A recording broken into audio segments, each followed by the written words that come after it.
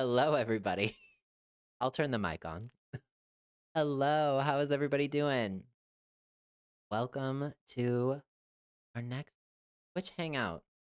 Good. It's been a good weekend or good weekend. I will get my brain in place. How is everybody doing? How is your week?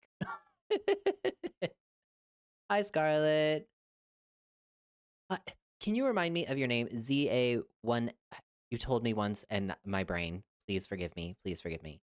Hi, Tori. Hi, March. Hi, Princess. Hi, Anxious. I know, right? Oh my god, I'm sure March. I'm sure it is. It's been a time. Tax day. Love that. Just kidding. Oh no, I'm so sorry. Zainab, thank you. Thank you. I appreciate that. How are you doing? The weekend starts tomorrow. Yes, my brain is just ready for the weekend. Like it's Friday. Tomorrow is Sabchella night too. Girl, I'm sick of the rain too. I can actually see the sky today, which feels like a first. It has been a long winter. I am over it, done. Please give me summer. Oh, good, Tori.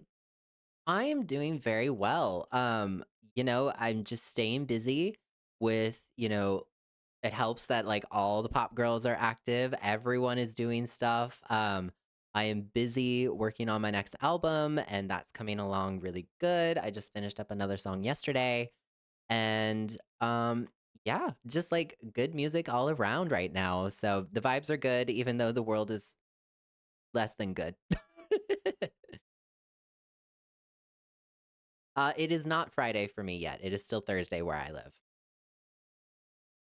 And I saw somebody request a now playing command. I'm gonna work on that because I think that that's a really good idea. Um, to sort of like so people can know what we're streaming. If you might hear a song that you like, or um, yeah, you just want to know. I think that's a great idea. In fact, I'm gonna write that down before I even get it.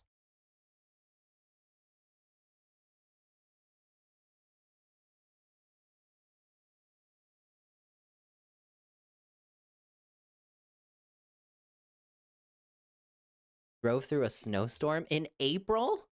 No, that feels illegal. Oh, I'm over. Yeah. No, I'm done with the winter. I'm like, it's April. We are full spring now. Where is the sunshine and warmth? At least it is sunny out today, but it's still like 50 degrees Fahrenheit, which I think is like around 10 degrees Celsius, if I remember correctly, somewhere around there. So like it's still freezing. I was over this week by Tuesday. Oh, anxious. That is completely valid. Getting your wisdom teeth removed is never a fun experience. Um, I had mine done in like 2018, and that was that was not a great experience. It was a very complicated surgery. So I hope you are doing well.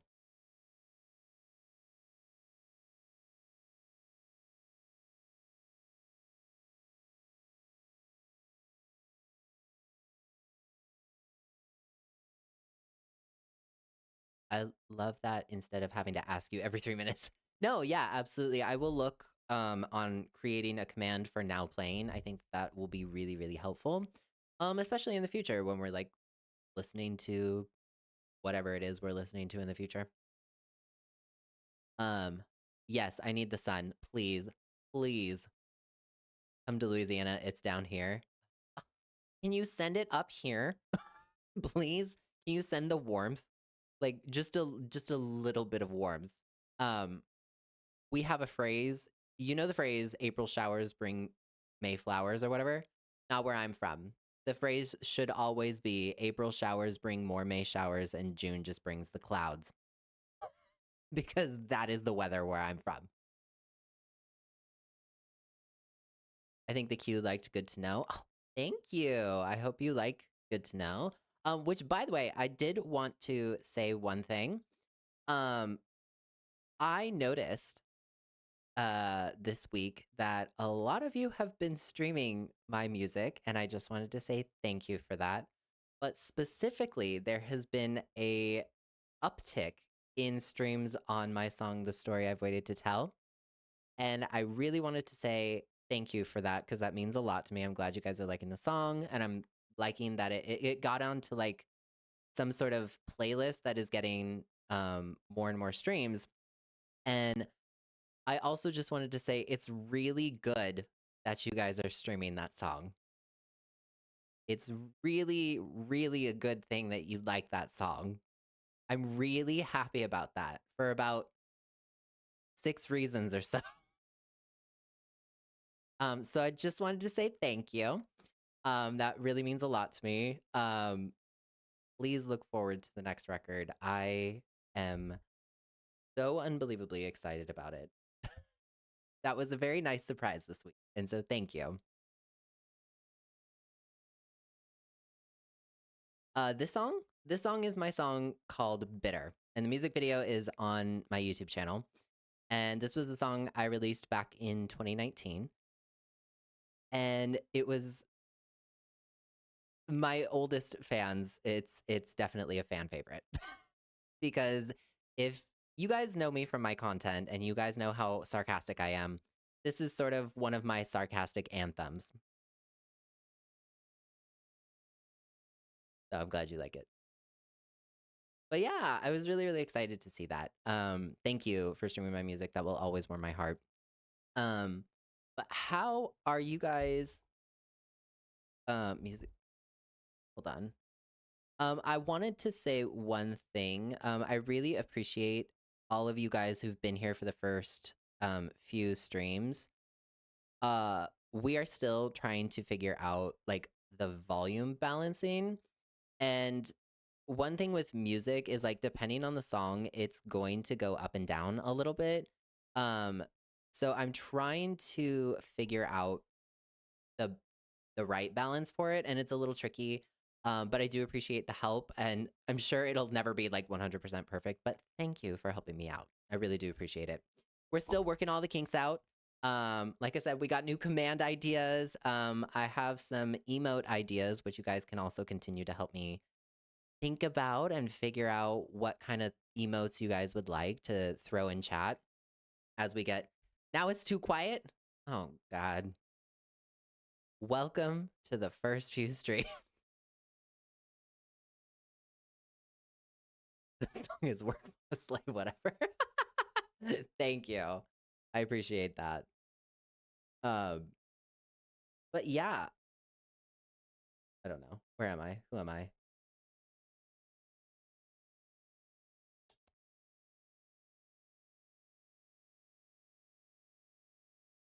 Second. Words, words, words. Not what I wanted. What are you doing? When I hit show all, you should show me all, not three. Three things.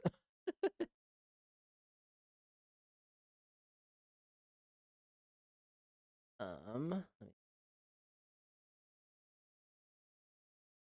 um, anyone else excited about what Gracie is teasing?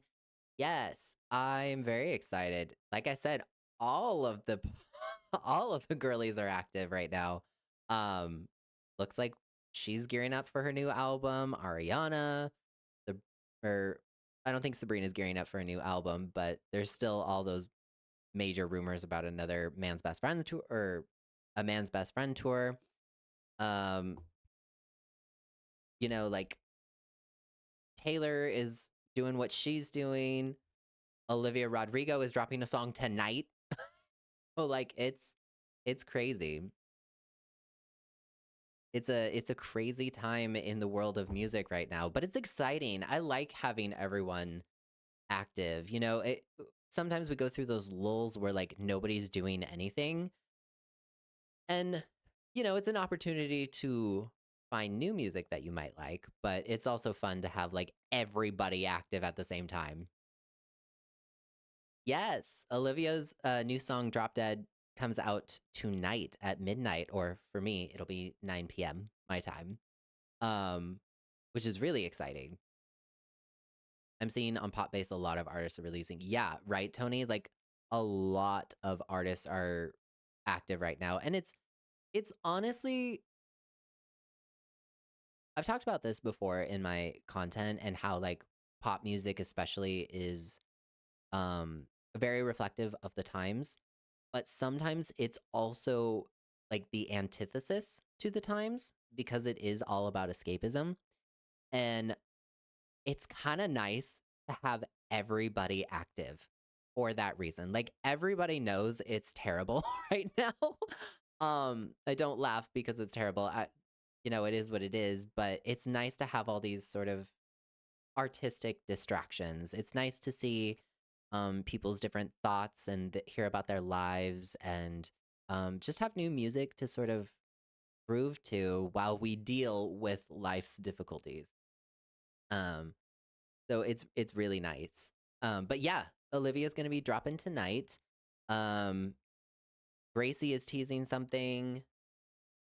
Sabrina is doing Coachella for night two, not tonight, tomorrow night. Um, yeah, it's really exciting. Noah Khan is releasing. Oh, that's right, that's right. He's releasing as well. That'll probably make me cry. Yeah, I saw his little interview clip this morning where he was talking about I want to collab with Taylor Swift. I feel like we could. That would be like a really sad song. I'm like, yeah, that would be a collab. Someone in the comments was like, we should get Noah Khan and Taylor Swift and Aaron Dessner to write the most heartbreaking song. Hey, thank you, Etrofaran, for the follow. I appreciate that. And Ash, thank you for the bits. I really appreciate it. Thank you, thank you, thank you. Thanks for being here. Um, yeah, I was like, that would definitely be a heartbreaking song. Well, if the world is bad, at least I want to laugh. See, just let me cry in the club, okay? Crying in the club is the vibe. you know? Um, but it's also nice because when multiple high profile artists are active, I feel like everyone's tastes get satiated a little bit in the way of you have different perspectives, you have different lives, you have different artistries, different ways that people go about promoting their music. And so it's really nice the way that I really like having everyone active. I know for fans it's overwhelming and I know that it's a lot to sort of process. Hey Ash, thank you for the bits. I appreciate it. Thank you. Um I think that it offers more for fans to consume. You know what I mean? Like if you like this type of song, you can easily find it. If you like this type of song from your favorite artist, you can find it. And it just makes dealing with life a little bit easier, both as the music consumer and as a songwriter.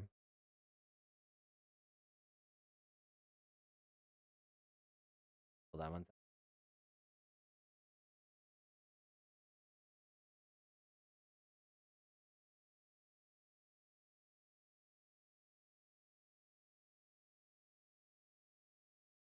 Can you hear me, chat?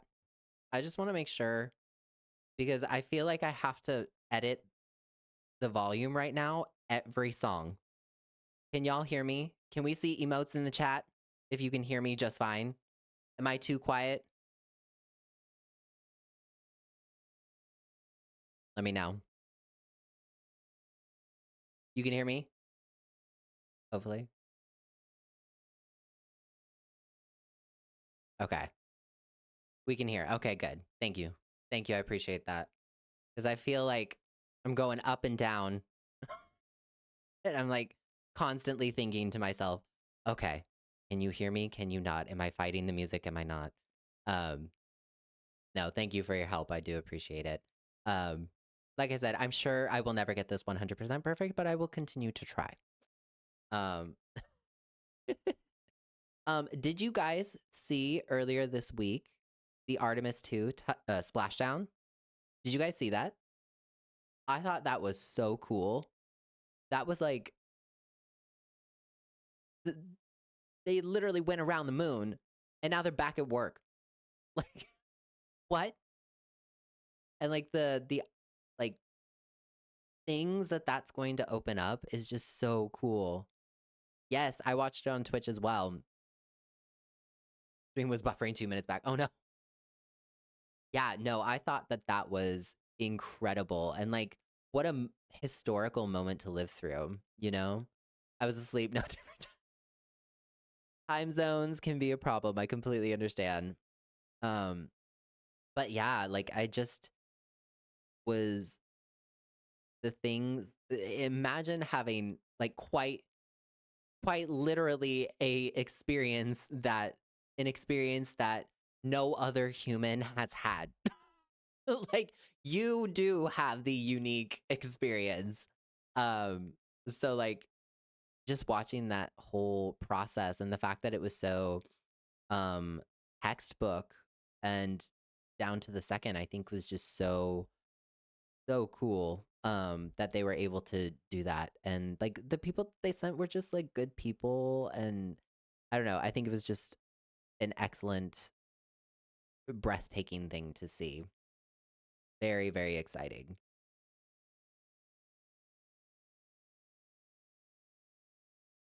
And it also just like imagine like and like naming the crater Carol for his late wife.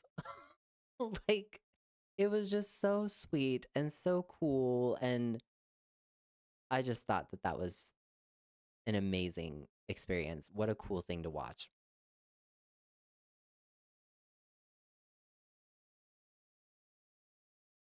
Oh, I was going to ask you all, how are y'all feeling about the Tortured Poets Department being 2 years old here soon? Oops, hitting my computer. That's probably not a good thing.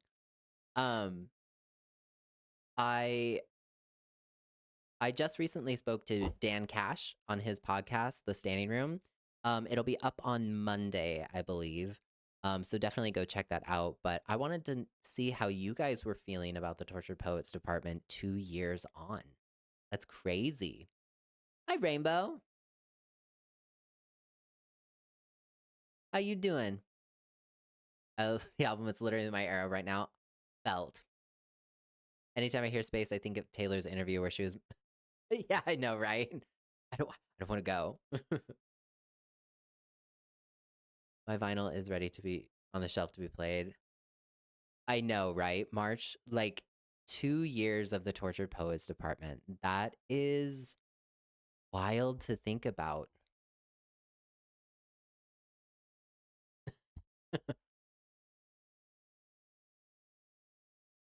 Yeah, like 2 years. It's so wild to me that it's been we have lived through a lot, March, in the last 2 years. The Tortured Poets Department is this album that just felt so larger than itself because of the Eras tour, the Tortured Eras tour.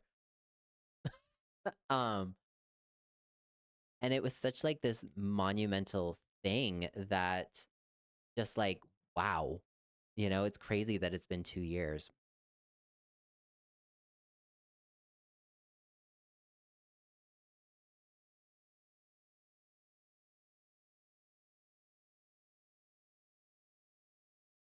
You've been jamming to my music. Aw, thank you. What are your favorite songs from me? Just out of curiosity, my ego needs to know. Tortured Poets was the first CD that you bought, Anxious. That's really cool. What made you decide that that was gonna be the one? Hi, Pizza. Welcome back.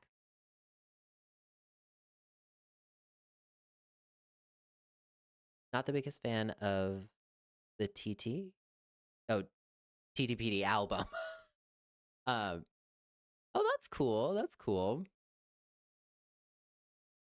My favorite song so far is "Good to Know." Aw, thank you. I appreciate that. I'm glad you like that one. If you like sarcastic bops, you might have a new favorite when JM6 comes out. The first CD I bought was Jesse McCartney. Oh my god. That's first album. Wait, first album, are we talking like Dream Street or like first solo album with Beautiful Soul? The story of what it's telling, good to know. Aw, thank you. I appreciate that. I'm glad you like those songs. That means a lot. I know. Hold on. I actually wanna listen to Apartment. We do have to sort of be aware with DMCA, but I think we should be okay.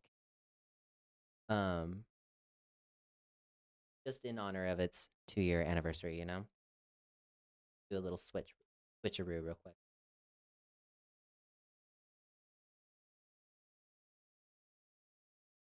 My god, there's so many versions of the life of the show. Gotta scroll.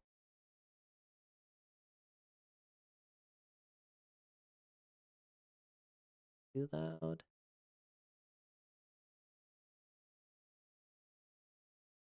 If it is, I'm sure you all will let me know. I'm literally in my sarcastic tortured poets era right now. I live for sarcastic music. Oh, good. I hold that thought for for for a little bit. You might like track 3.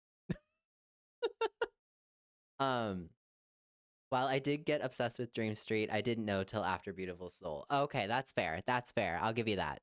I had the Dream Street CD. I'm not sure if that's a flex or not, but I consider it one. I always wanted to buy her CDs. I kept looking at the site day after day, and one day in the shower, I said, yeah, that's fair. I get it. I completely understand. And I mean, hey, you bought a double album. You got a lot of music, so it's not a bad investment for your first one. First album I bought was Madonna's. Oh, nice. That's cool. Did you see that she's releasing Confessions on the Dance Floor Part 2? I'm very curious to see how that will sound. I followed you for a long time and love a lot of your Ouija board. Oh, thank you. Thank you. I'm glad you like that one. That one's always fun. My little Halloween bop. So, JM6 leaked track list. My whiteboard and me, Vancouver Night 3, fun is okay.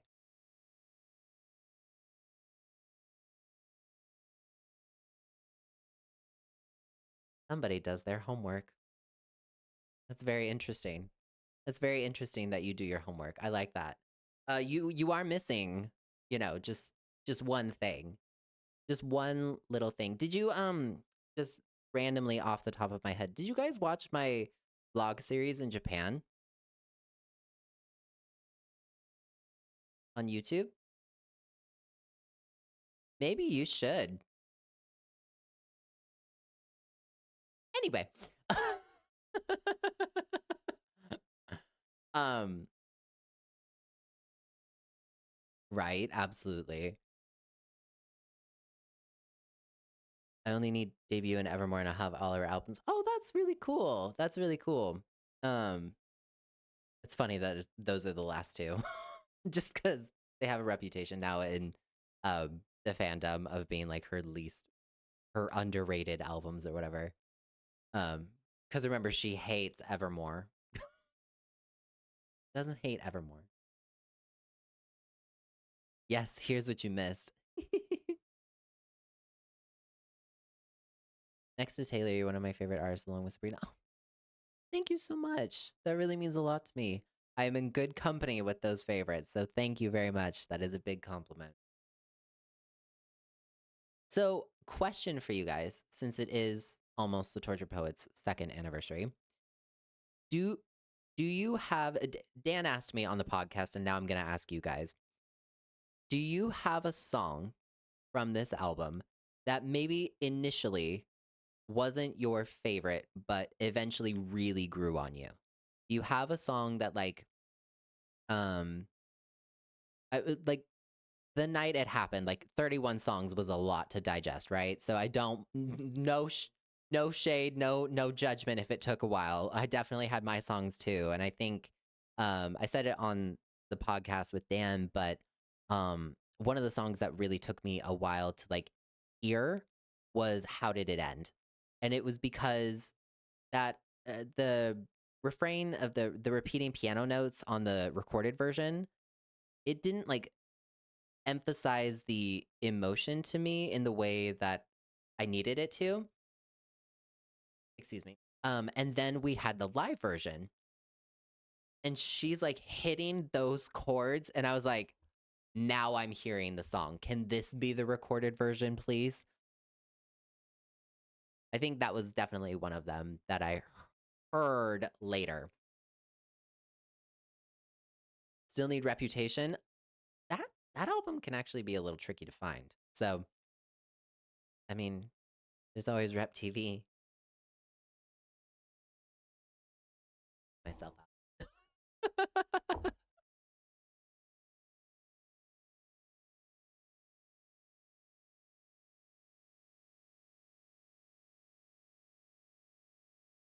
Listen, I bought the others first based on the fact that they were the last copies on site. Okay, that's fair. That's fair. I'll give you that.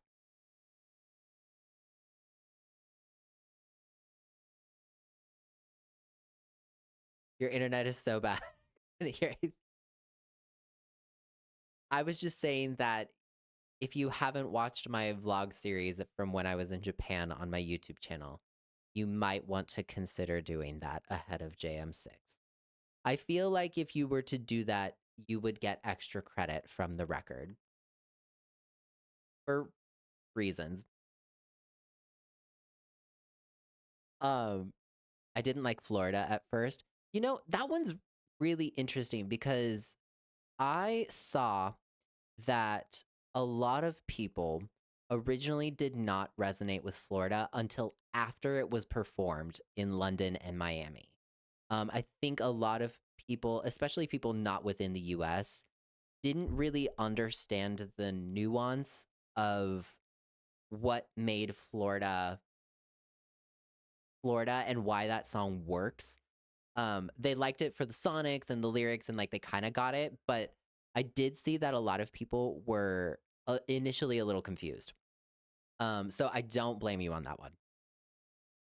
LOML. Oh, interesting. That might be a hot take. Hey, everybody. If you're just joining, I'm Jonathan Miller. I'm an independent singer songwriter and content creator, helping everyone understand a little bit more about the music industry, where we talk pop culture and all sorts of stuff. So if you're just joining, thanks for showing up and hanging out with us. Make sure you follow because we have a good time over here. Um, Robin, Peter, I interpreted Diffrey, but now I love them now. Oh, very interesting. Very interesting. I think Dan on the podcast said Peter was one of his songs that he heard heard differently later. That's very interesting. I know, I know.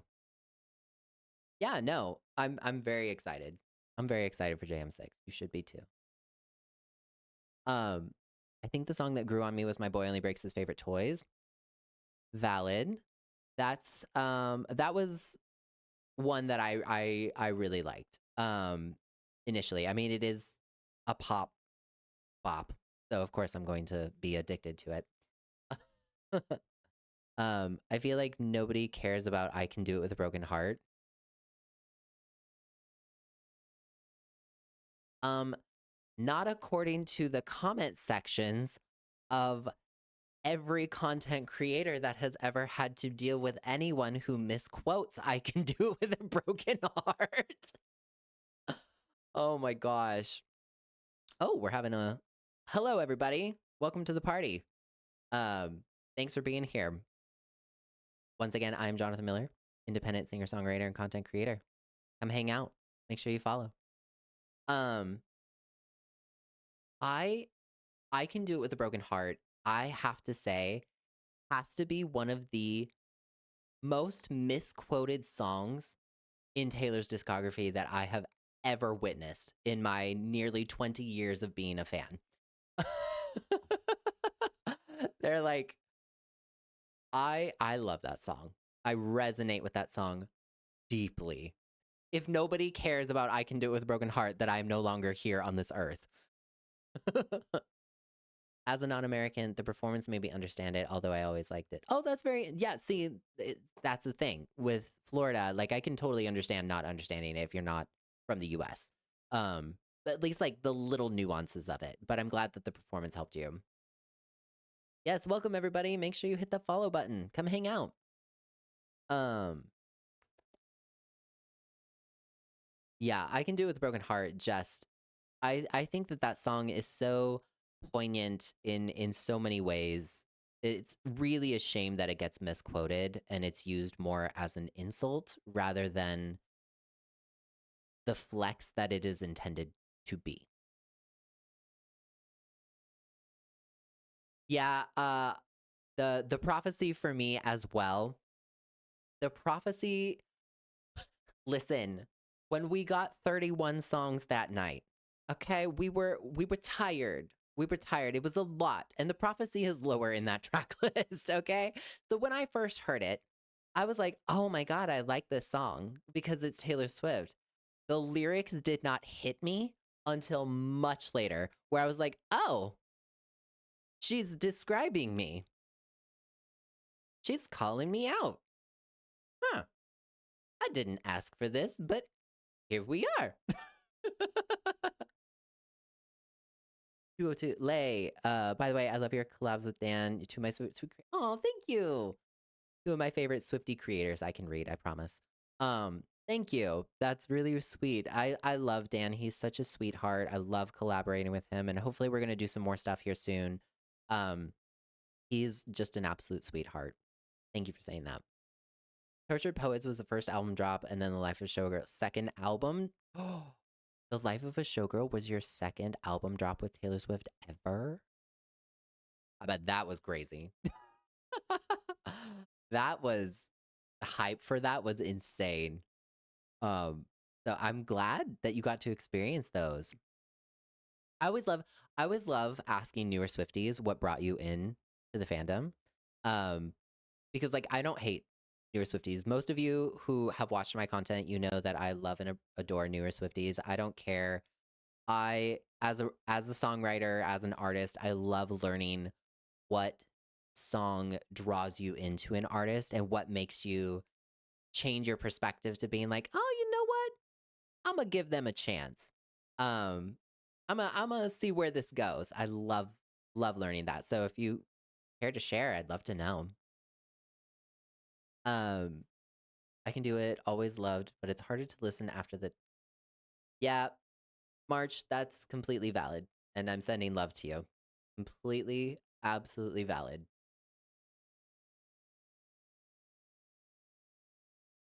Right, anxious? Yeah, like Taylor was like 31 songs for the Tortured Poets department was a lot to digest.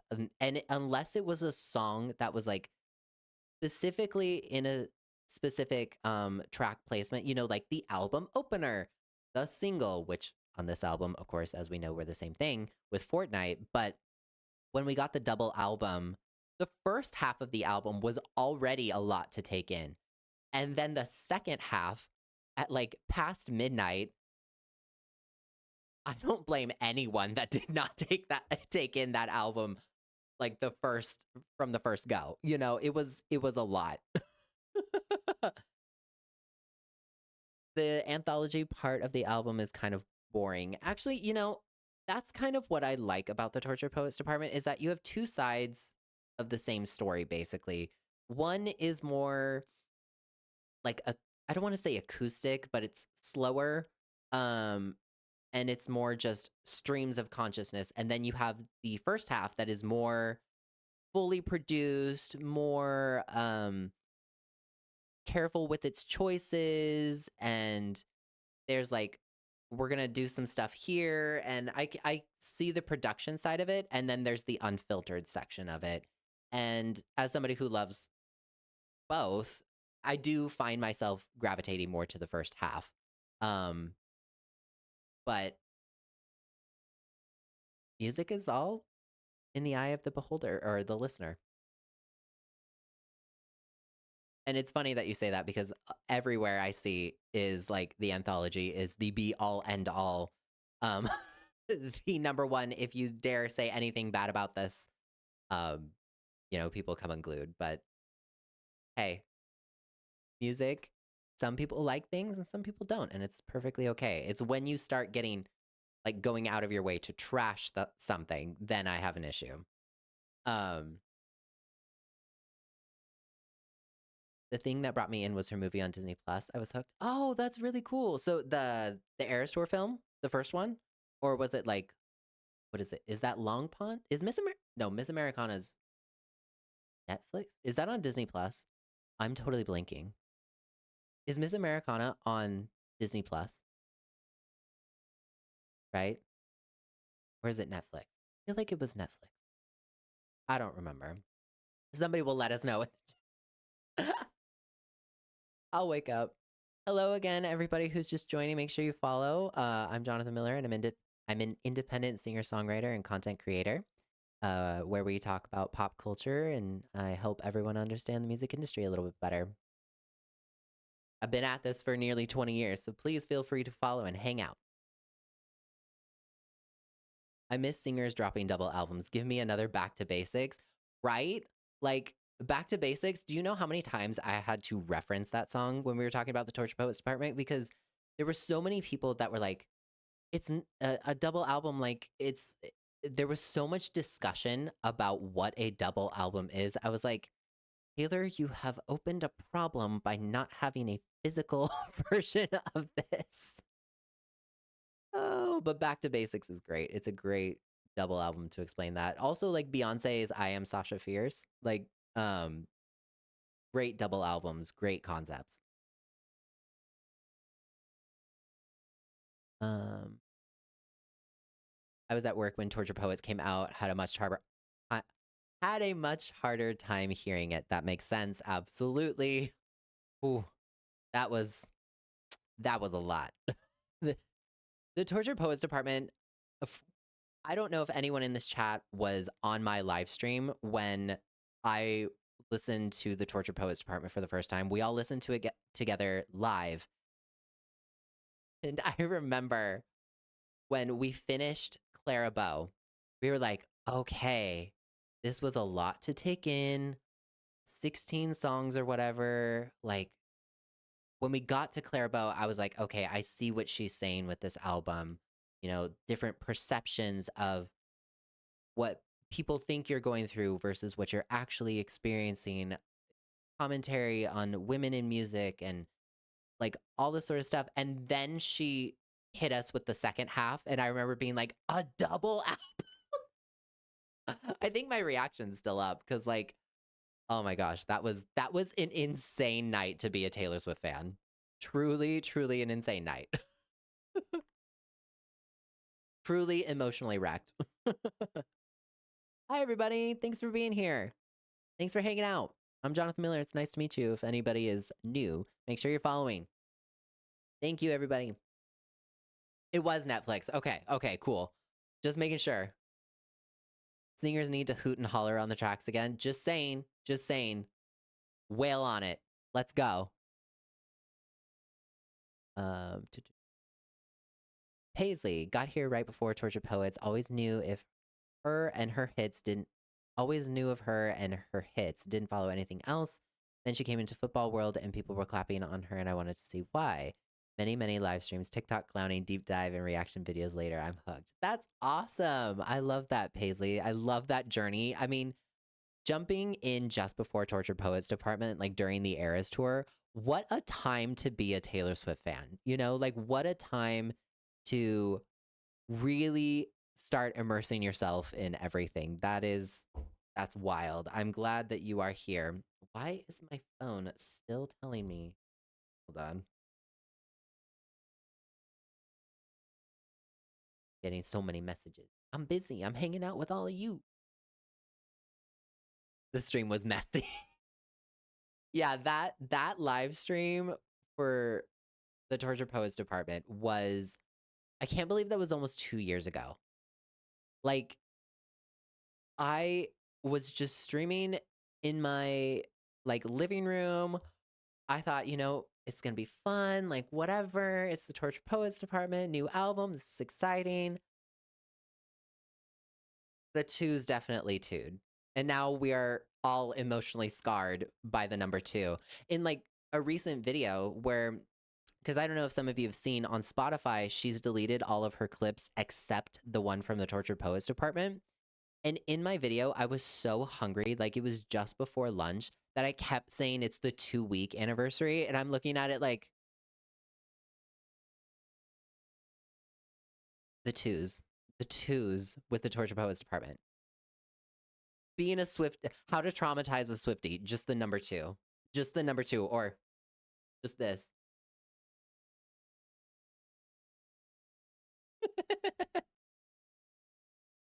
I need So Long London orchestral version. Yes, please. Absolutely. That song is beautiful. I remember the first listen of But Daddy I Love Him at the I'm having his baby part. I was literally flabbergasted, jawed on the floor, and then laughing. Safe to say my coworkers looked at me like I was crazy. That's fair. That's fair, honestly. But Daddy I Love Him, you know what's interesting is when I first heard that song, I think that line registered, but it didn't like fully register what she was saying until later. I think probably not until maybe she performed it live in Paris. Um because I think that was the first time that I like heard the song. I mean, to be fair, she started promoting this album on the Eras tour within a month of it being released. Okay? We were still digesting and understanding what song was what. That was a lot to learn. Is that stream archived anywhere to watch again? So right now, that stream is not available like in its entirety. Um, because like on YouTube, for example, I will get flagged for, DMCA and it will get blocked in like every country possible. Trust me, I tried. Um, but I do have on my TikTok, make sure you're following, there's a whole playlist of the Torture Poets Department, and I have posted a bunch of my reactions, and I think the one that has the most views is my reaction to LOML. Because I was just like, oh my god, what is this? I think your reaction to Father Figure. Thank you. I loved that live stream with the Life of a Showgirl.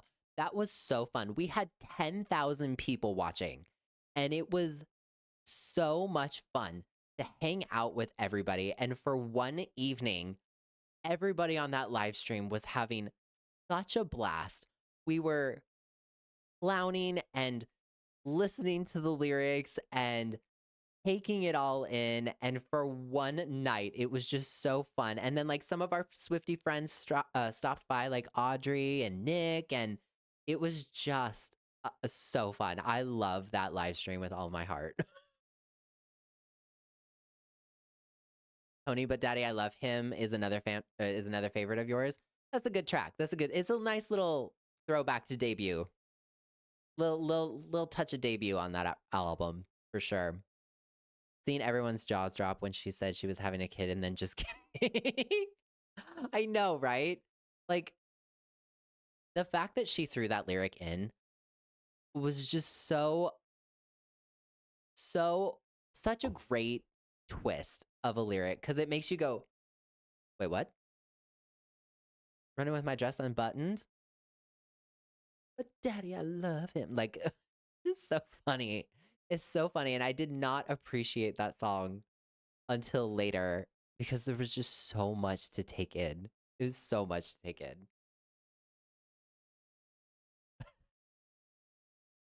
The podcast with Dan is up now, right, on his Patreon, but it will be out on his YouTube channel on Monday. And I will post I think he's gonna send me a clip, so I will post as soon as it's out for everyone to watch, but definitely go watch it because it was so fun having a great chat with him. He's a great interviewer. I love him. I love Dan.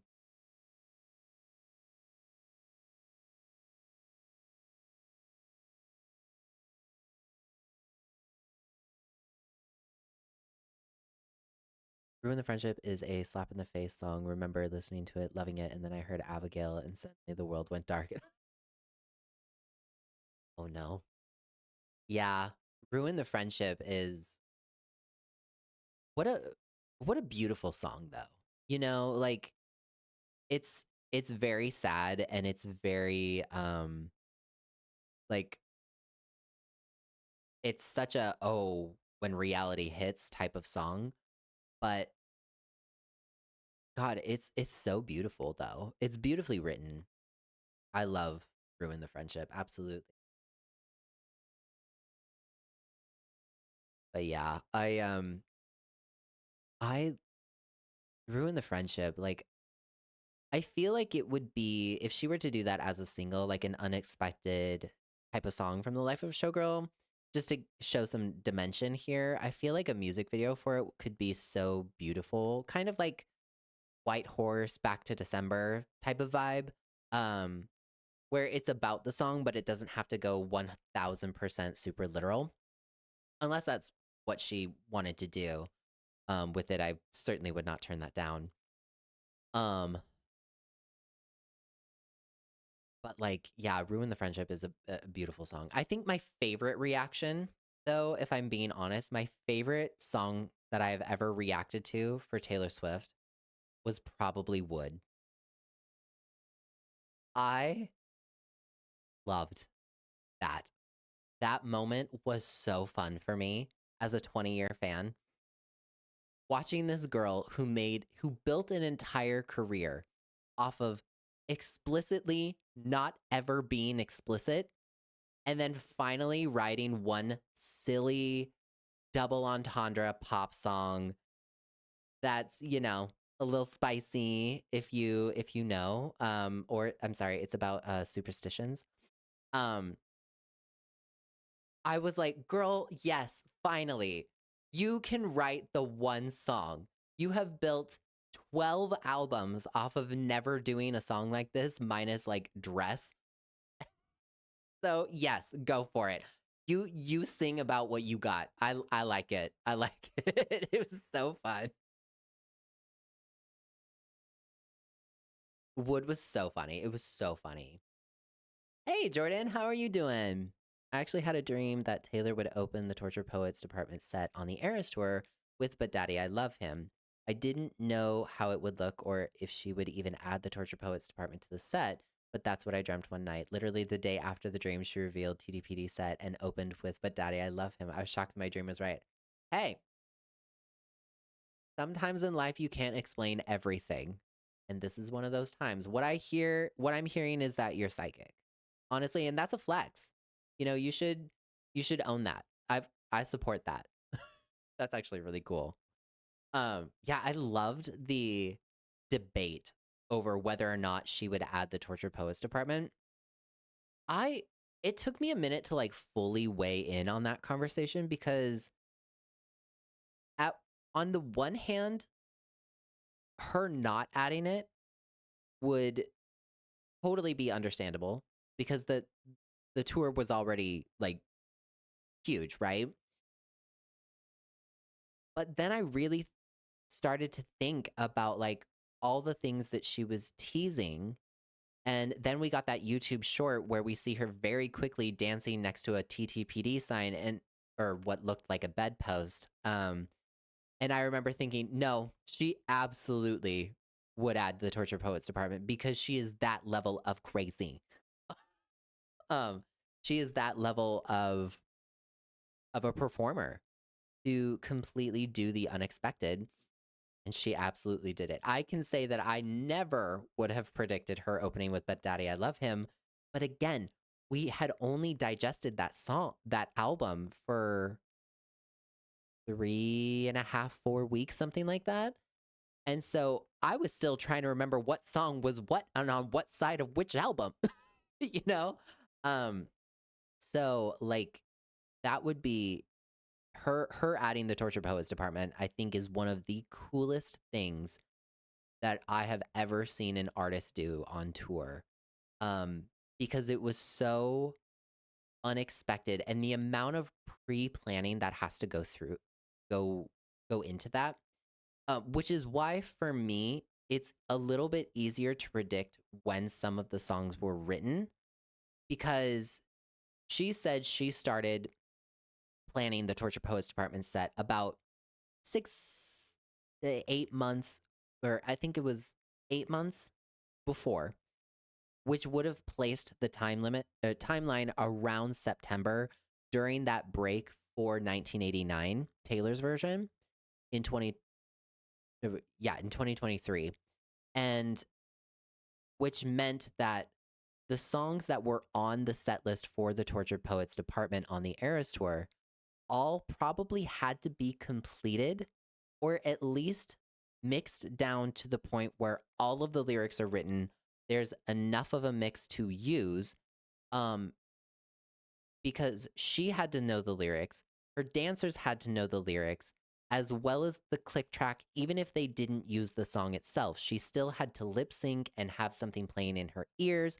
So, like, the songs on the Torture Poets Department on the Eras Tour set list are probably some of the older songs on that album, um, because of the amount of and then you have to think about logistically the pre-planning that goes into even before doing choreography and then working that out with your dancers and Mandy Moore and all these sort of conversations that have to happen. So, songs like Fortnite and Down Bad and But Daddy I Love Him are probably some of the older songs from the album, from when it was written, which I think is a really, really cool thing to think about. Imagine if she does another tour and adds the life of a showgirl. Please, please. I don't think we're getting a tour anytime soon. I certainly would not turn it down, and I'm completely open to being wrong. But yeah, that album is made for stadiums.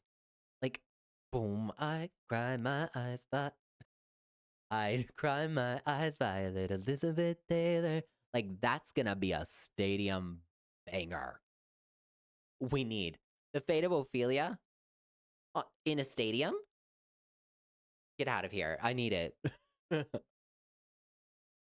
I remember watching reactions to the album Showgirl, and then one creator like she's 36. It's weird that she's still singing about high school. I got so damn mad. Did you? Yeah, I saw some people saying things like that about the life of a showgirl when she was like, I can't believe she's still singing about high school. I'm like, did you hear the song? It's not about high school. It's about somebody from high school that died. It's about moments in life where you want to go back and like do the things you wish you did, whether that's tell somebody you love them or go on a date or, you know, it's about regret. It's like a really sad song. So, like, to chalk it up to being like, oh my God, she's 36. I can't believe she's singing about high school. One of the laziest critiques. That just tells me you did not hear the lyrics. That just tells me, yeah, that's the soapbox I will get on. And also, like, I'm sorry, while I'm on my soapbox here, um, in American culture, high school is a big thing. Like, it's a big, um, culturally and nuanced. And I'm not saying that it's not elsewhere. What I'm saying is like it's a big moment. It's such a metaphorical thing for the rest of your life in American culture. There's, it's turning 18, it's graduation, it's going to college, it's leaving your friends, it's starting new chapters. Like it's a big thing here. That I know some cultures are a little bit different. And so for her to write about that metaphor from a different adult perspective, to me, like, I understand. I get why she goes back there. Why, you know, for a lot of people who don't go off to college, like Taylor, for example, minus the, doctorate stuff, but um, for some people, high school is their last big experience with their friends and the world that they knew. And as you get older, you have different perspectives on that time of your life. And so it's such a big the whole high school thing is such a metaphor, and it's a relatable metaphor because most people go to high school and have similar experiences regardless of where you're from. And so I don't know, I don't feel like it's an illegal thing that she does. She also used high school sorry, Jordan, I should have read the chat. For so many different things that you experience in life. That's exactly what I'm saying, Jordan. Exactly. Um, the high school thing is a metaphor for different experiences. Absolutely, absolutely. Um, there's just yeah, like y- I don't feel. I mean, this is again kind of what Midnight's is about. It's about going back to different perspective or different experiences in your life and revisiting them with a new perspective. That's exactly what Ruin the Friendship is. It's going back to a previous experience and writing about it with new information and telling that story of loss over I wonder what would have happened if I just went for it, if I would have said yes to you or um if we ruined the friendship. And also like Taylor Swift is known to twist or flip phrases. Ruin the friendship is a phrase that's typically used in sort of like a you and I should ruin the friendship. You know what I'm saying? Like let's you and me, let's do a thing. You got a thing, I got a thing, uh and she flipped it into sort of we should have ruined the friendship. I wonder what that would have done. I should have given you a chance. Or, I don't know. It's just a very good flip of um that script, and that's something she started with debut. I don't think people who maybe don't know her debut record so well, she kind of did that with like I was writing I have a YouTube video about debut coming very very soon. And there is a song on there, Tied Together with a Smile? No, no, no. Teardrops on My Guitar. I can't remember. Um, but she's known for her twist at the end. And so when she pulled that off with The Life of a Showgirl and Ruin the Friendship, I was like, yeah, this checks out. This is a beautiful twist that Taylor would normally do. Oh, we have some gotta take out some trash. Let's see. There we go. How do we got gotta take out some trash. Hold on. Okay, good. Thank you. Sorry, we don't allow that type of trash here. You can be nice. We have limits. Also, just so we're clear, the homophobia, transphobia, ableism, racism, all that sort of stuff, not acceptable over here. If that's your type of thing, you can leave. Just so we're clear.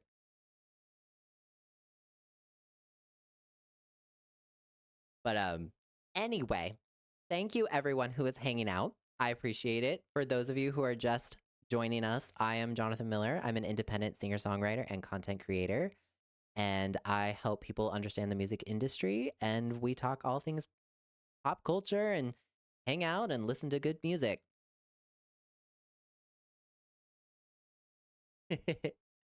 I know, right? Yes, make sure you are following and definitely definitely hang out. I appreciate all of you hanging out with me. It means a lot. Right now, we are talking about the Tortured Poets Department, 2 years on, and just sort of, or I guess we're talking about the Tortured Poets Department and the life of a showgirl. When I was talking to Dan on the podcast that will be out on Monday, um, I was I was saying that like what's interesting about the Tortured Poets Department 2 years on is that now we can hear it through the lens of the life of a showgirl. Meaning, we now have a new perspective. you know, this album is now definitely in the past. And when you go back to an album that was the current era for so long, and this applies to any artist, um, it's amazing how you can start to hear the little ways in which it sounds, I don't want to say dated, but when you're given something new, uh, you can begin to hear all the little nuances. Like this, the Tortured Poets Department, in the case of Taylor Swift, is a collection of how she felt. Emphasis now on felt, where The Life of a Showgirl is an album that she has repeatedly said, this is how she feels. And when you get to go back to your favorite album and hear that change, I think is just a really, really cool thing as a music consumer. Um, and like the thing too about the Tortured Poets Department is like this is a very sad album. Like it's very, very heartbreakingly sad and just like if my friend was telling me all of these things, I would be like, I literally never want you to feel like this again. You know what I mean? Hey Dolphin, how you doing? Um, like I would never want you to ever go through that. Um, and so I've talked about this in my content and other videos and live streams in the past, so some of you will know this will be repeat information, but I have always said that I feel it's very interesting to me that Taylor's um people tend to like Taylor Swift the most when she is her most miserable. And I think that that can be extended to female musicians, um, female identifying musicians um, at large and women at larger. And so for me, I love the Tortured Poets Department. It is one of the most cathartic albums to listen to, especially when you are going through it. Not just within a relationship or just within your life, but when I would never want someone to feel that way ever again. When we got the Life of a Showgirl, I was like, yes, I want you to feel this good. Please. Me he he ooh ooh ooh. I'm the only one of me, you know, her best lyric. Uh, like I would want someone to feel good. And with feeling good, you know, life is never perfect. But I love I love how much she has grown from that time period. Cause like that we all heard the Tortured Poets Department. That's rough. If that was anyone else, not just Taylor Swift, like any artist that released an album like that, girl, let me give you a hug if you're okay with that, okay? Because I'd never want you to feel like that again. I'm here for you. The song that has made me cry the most is All Too Well from Red. That is fair. I, you know, All Too Well is very interesting to me because I always liked that song, but I don't think I really felt that song till we got the 10-minute version. My 21st birthday was absolutely horrible. And when she mentioned that line, I was like, oh, maybe this song is calling me out more than I thought it was. Girl, what? um, yeah, Red TV. You will always be that girl. Oh, I came in on some deep analysis. Welcome to Jonathan Miller Music, where I do a lot of actually a good portion of my YouTube channel is deep analysis and like discussions about music and um a lot of my most popular videos on my YouTube channel are about K-pop deep dives and actually still to this day my most popular video on my YouTube channel is a video I did just before Red TV dropped called "Why Taylor Swift is actually is the music industry." And it's so funny whenever I get a comment on it now because people, almost all of them are like, and this was before Red TV. This doesn't even include Midnights or the Eras tour that came afterward. I was like, yep, I did that. But I love actually talking deeply about music and not just like as a stan. I mean, I love, you know, being sarcastically like a stan, um, and having those conversations, but I also love being like, there's more to this story than I think people really give things a chance. And I say that because like as an artist, as a songwriter, I have openly talked about this in numerous deep dives, especially a deep dive I did on a group called Twice, where due to my own personal life and like traumas that I have been through, I had reached a point in my late 20s where I was very like, I don't like new music. Like, this is coming from a songwriter, mind you. Yeah, I'm rejecting pop music. Um, and what I learned through trauma therapy was that was actually a reflection of my own, um, that was self protection. Like, I had become so overwhelmed with everything that was happening outside that I needed my little bubble. When I finally allowed myself to open up to new music and like listen to newer music with the way in which I would consume my favorite music from the past. Oh my god, I could never be that person. Yes, new song, let's listen. Is where I am now.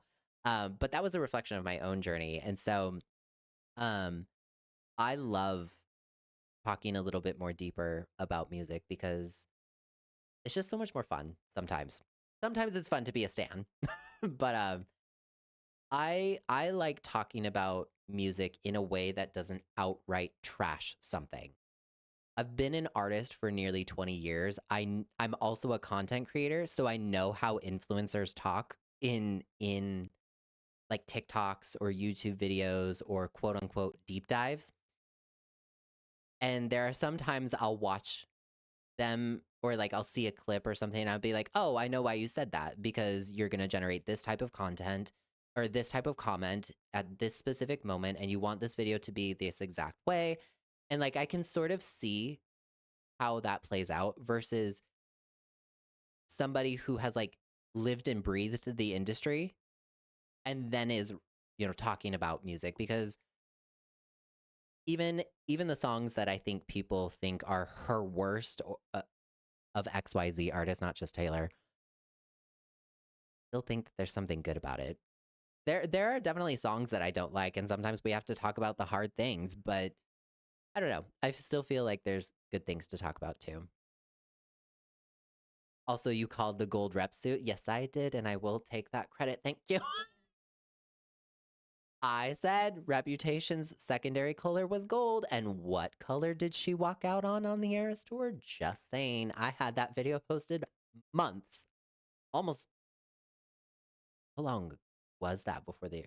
It was like at the beginning of 2024, and then we got the gold bodysuit, and I was like, okay, okay.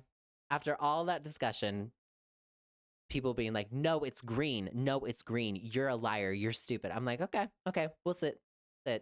See, this is why I'm petty. I'm a Virgo. I just have to wait." I learned that from Taylor Swift. Hey, thank you for the bits. I'm sorry, I missed that. Thank you, Ash. I appreciate that. That's very sweet of you. John John, do you want a hug? Do you need one? If you, I'm good. Virtual hug. Thank you, chat. Thank you for proving me right, Taylor. I'm just saying, like, it's good to humble yourself, but it's also important to know your worth. Where imagine like to all of you who are brand new to my account, by the way, I am incredibly sarcastic and very petty. And yeah, if you like that type of content, you should definitely stream my music and also hang out and hit the follow button. um, it's just important to know your worth too. And no, like honestly, the thing with the gold, yes, it was incredibly satisfying being right. It was hilarious. Um, but like at the end of the day, I also know that Taylor Swift is in some ways an unpredictable artist. Like if you say when it comes specifically to Taylor Swift, if you tell her she cannot do something or she won't do something, you can bet your butt she's going to do it. Like she wouldn't do a double album. Guys, she's not going to do a double album. Guys, she's in her Midnights era. She's not going to do the re-records. Like we're going to have to wait. Speak now. 1989 too. The only thing that I would understand, is Rep TV. Okay, we were all wrong about that. um, to be fair, we were all wrong about that, but it made for a good moment. And I will never stop clowning for Rep TV just because it's fun. To me, Rep TV has become more like a meme where it's more I love mentioning it because it's just funny to me. Like like it's just evolved into something more than the actual Reputation Taylor's version album.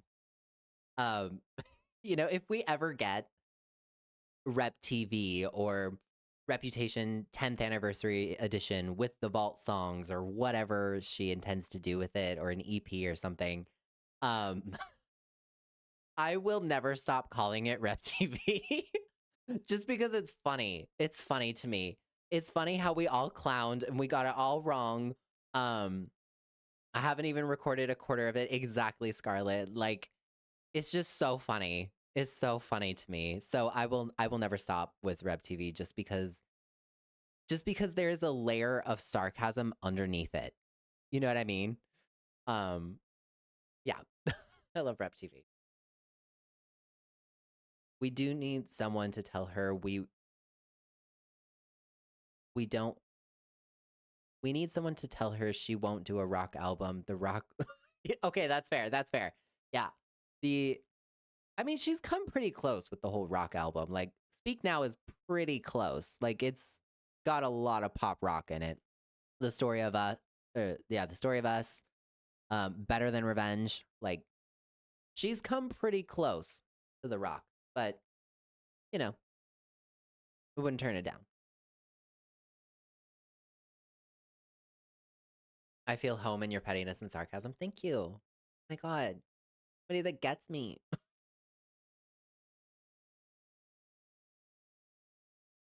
She's gonna drop Rep TV, and fans are gonna be furious because the joke will be dead. Dolphin, like I could absolutely see that. She will finally do something with Reputation Taylor's version or whatever.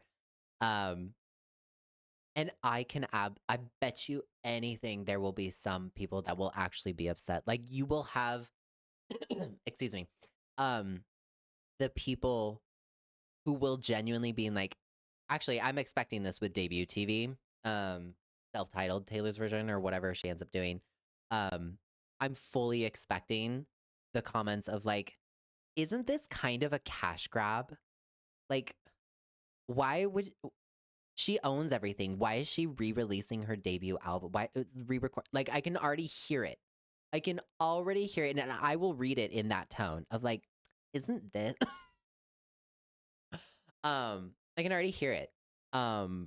Even though she has said the record is done, it's re-recorded.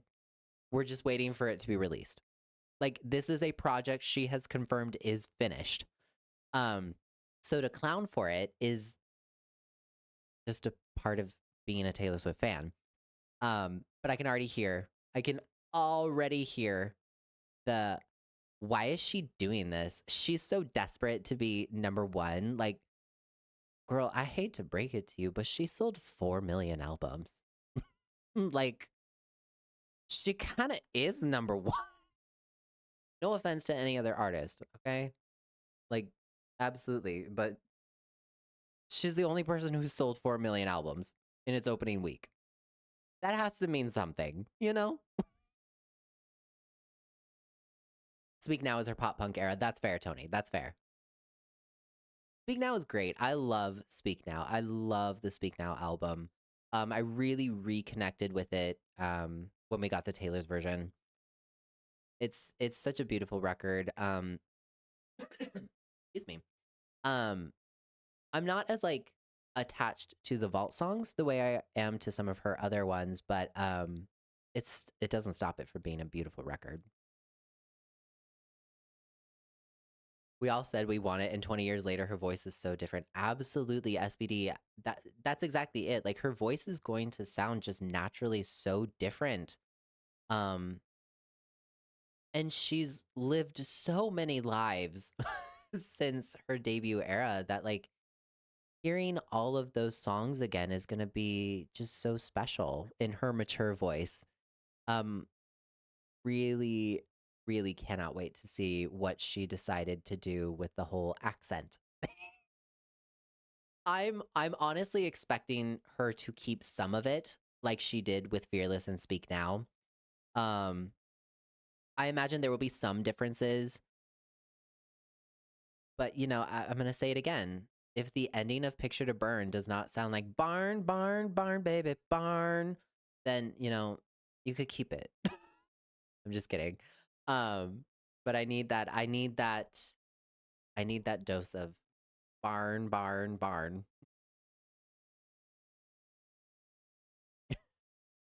Honestly, I wish more bands and artists would re-release their debut albums after they discovered their sound and locked in their production quality. Yeah, actually, Dolphin, same. I have no problem with people going back to their art and making it better and updating it.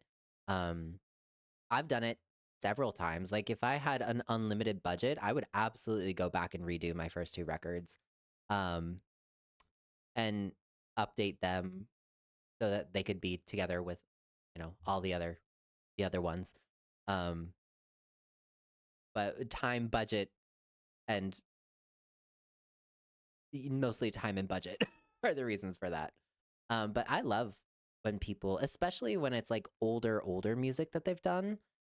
Like Sabrina Carpenter, for example. Um, I know that she is 26 and she is in her anti-Disney era music. Completely valid, completely understandable. She is a grown woman. She is still on her meteoric rise. But I do hope one day she makes peace with that music and she performs like Eyes Wide Open.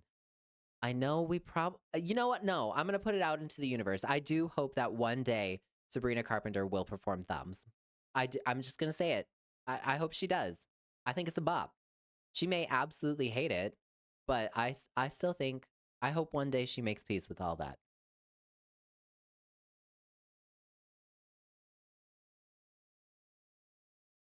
The Picture to Burn music video is so great. I remember when that debuted. That was I was so excited.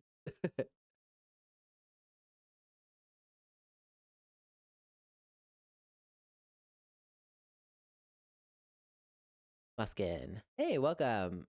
I read the rules. What is xenophobia? I don't know what it means. No. That's completely fine. Xenophobia is like hatred or prejudice for people from other countries. Oh, thank you, Wild, for explaining that. Um, and we don't tolerate that. I welcome people from different countries. I think we have a lot to learn from each other across the world, no matter where you're from. So, as long as you're a kind person, you're welcome here. Um, didn't Miley technically do what? I mean, hey, I mean, Miley is a prime example right there. Like, she basically killed off Hannah Montana, and she went back eventually. And that was a real process for her. So I would love it if one day Sabrina Carpenter came out and just belted Eyes Wide Open. I personally would love that. I know Thumbs from Just Dance. That's funny. That's great. Thumbs is a bop. I know she hates it, but it really is a bop. And like, I know the lyrics get criticized all the time for being like, I guess, quote unquote, basic, but there is an actual point to the song, especially like, but the bank robbed the bank robbed the people, so the people robbed the bank. Like, look around. Relevant much? You know? So, um, like, I she'll grow up. Uh, I shouldn't say that. She is a grown woman. She'll come around. I'm gonna manifest that she comes around. Rob the people, so the people rob the bank. Me singing the best of both worlds at the top of my lungs in the car. Hey, listen, best of both worlds is an absolute bop. I don't care what anyone says. I don't care how old you are. Okay, best of both worlds is where it's at. A lot of his Disney stars go off deep to get away from it. Hilary Duff luckily didn't. But even Hilary Duff had her period where she didn't like, or she had difficulty with that portion too. Like she took different types of roles and tried not to be Lizzie McGuire. I don't know how many people know of her role on War Inc. Um, but and I completely understand that. Like when you're frozen in time as a child and you're trying to be an adult and you know, it's definitely something I understand. People look at you like you're the youngest or you're this little kid and you're trying to do all these things that people support, but they still look at you in a certain way. And in some ways that keeps you humble. And then in other ways, it's like in the example of Hillary Duff, she was selling out arenas like left and right. And they would never play her on the radio because she was Lizzie McGuire. That was the reason. She never got radio play because people looked at her a certain way. So when Miley Cyrus was finally able to jump on, you know, pop radio, that was a huge thing. That was a huge thing. Um, you know, like I understand why Sabrina focuses on emails I can't send, short and sweet, and man's best friend, and probably whatever project she's got cooking. Um, I completely understand that wanting to grow up in distance a little bit, but I do hope that you make peace with who you used to be, you learn and you grow, and then it's kind of just a fun nostalgia treat. Now Hillary Duff's performing Why Not and um What Dreams Are Made Of. So like, hey, anything's possible. Also, I have a question for you. I have music making apps and one is Fruity Loop Studio, but I have a lot of good songs. I'd like to know what I should do or make a cover um onto it so I can be with some lyrics. But for some reason Fruity Loop Studio has a file type. Can't really do anything that's like Sabrina Carpenter, but I can do things that are like Undertale type of songs. Hey, that's good. Um, I'm not as super familiar with Fruity Loop Studio, but I know that it is a very popular music app. Um, you know, I'm not 100% sure what your question is. Are you asking like how you can get better, Muskin? Like, are you asking how to grow or what you can do with the songs that you've made? It just yapped. Hooting and hollering and yapping is acceptable. Not every song needs to be a deep, life changing lyric. Sometimes basics is all that needed. Dolphin, absolutely. Like, I know basic lyrics get criticized all the time, especially in pop music, but sometimes it's kind of nice to have a song that you don't need to think about. Like, it's just for fun. Like, it's just silly and fun. I think that that's okay. And arguably, you can also make the case that a basic song with basic lyrics does still take some effort if that song is truly super accessible and catchy. Like all of that does require some basic music knowledge. Um it does require some work. So I don't know. The critique of lazy auto-tune pop trash is sort of, well, lazy to me sometimes. That's fair. I know she hates thumbs, but I'm still gonna manifest one day. We're probably a few years off. 2030, anything's possible. I would like to know which songs you would like me to redo. I have songs that I would like you to name some.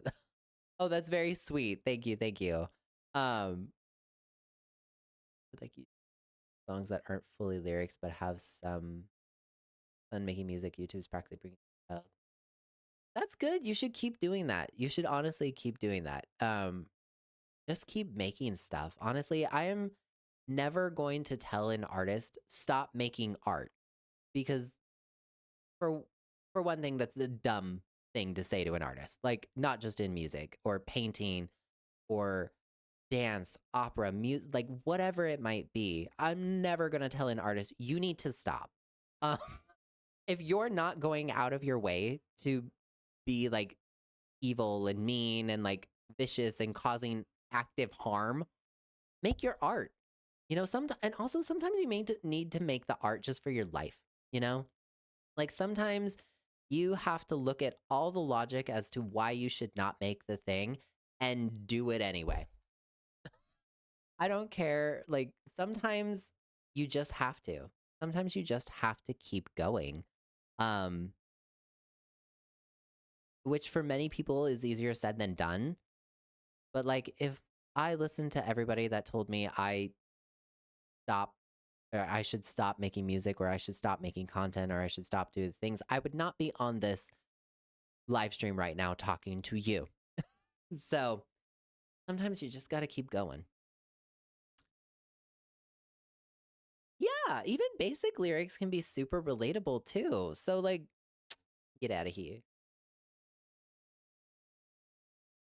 No, absolutely. I say, when it comes to music, the best thing you can do is just adopt the mindset of never stop learning.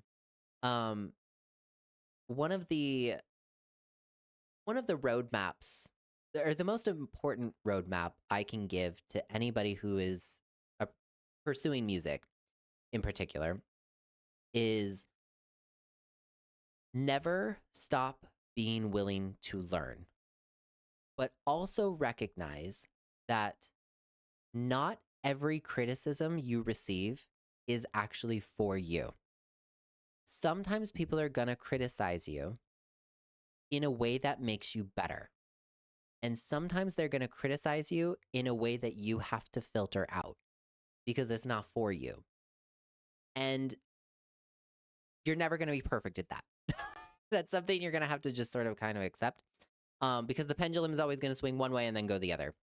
Um, but if you can always be open to learning, then, someone's criticism that wasn't for you, maybe you'll be able to twist into a way that is. Or you can realize that it really was not for you. And that's okay. It's you're your own path. Your path will never, ever be like anybody else's. And that is okay. But the most important thing is that you just keep going. Every time you tell yourself, okay, I gotta like throw in the towel because all logic tells me that's the time that you really need to keep going. Um, there was like, for example, for me, there was I'm I'm a Virgo, so like I'm very stubborn. Um, but I'm also in my 30s. I know what I want and I know what I don't. Um, and so one point for me in 2021, around the time I released my song called I Heard You Hate My Voice, it was around my birthday that I had reached a point where like my videos were not doing anything.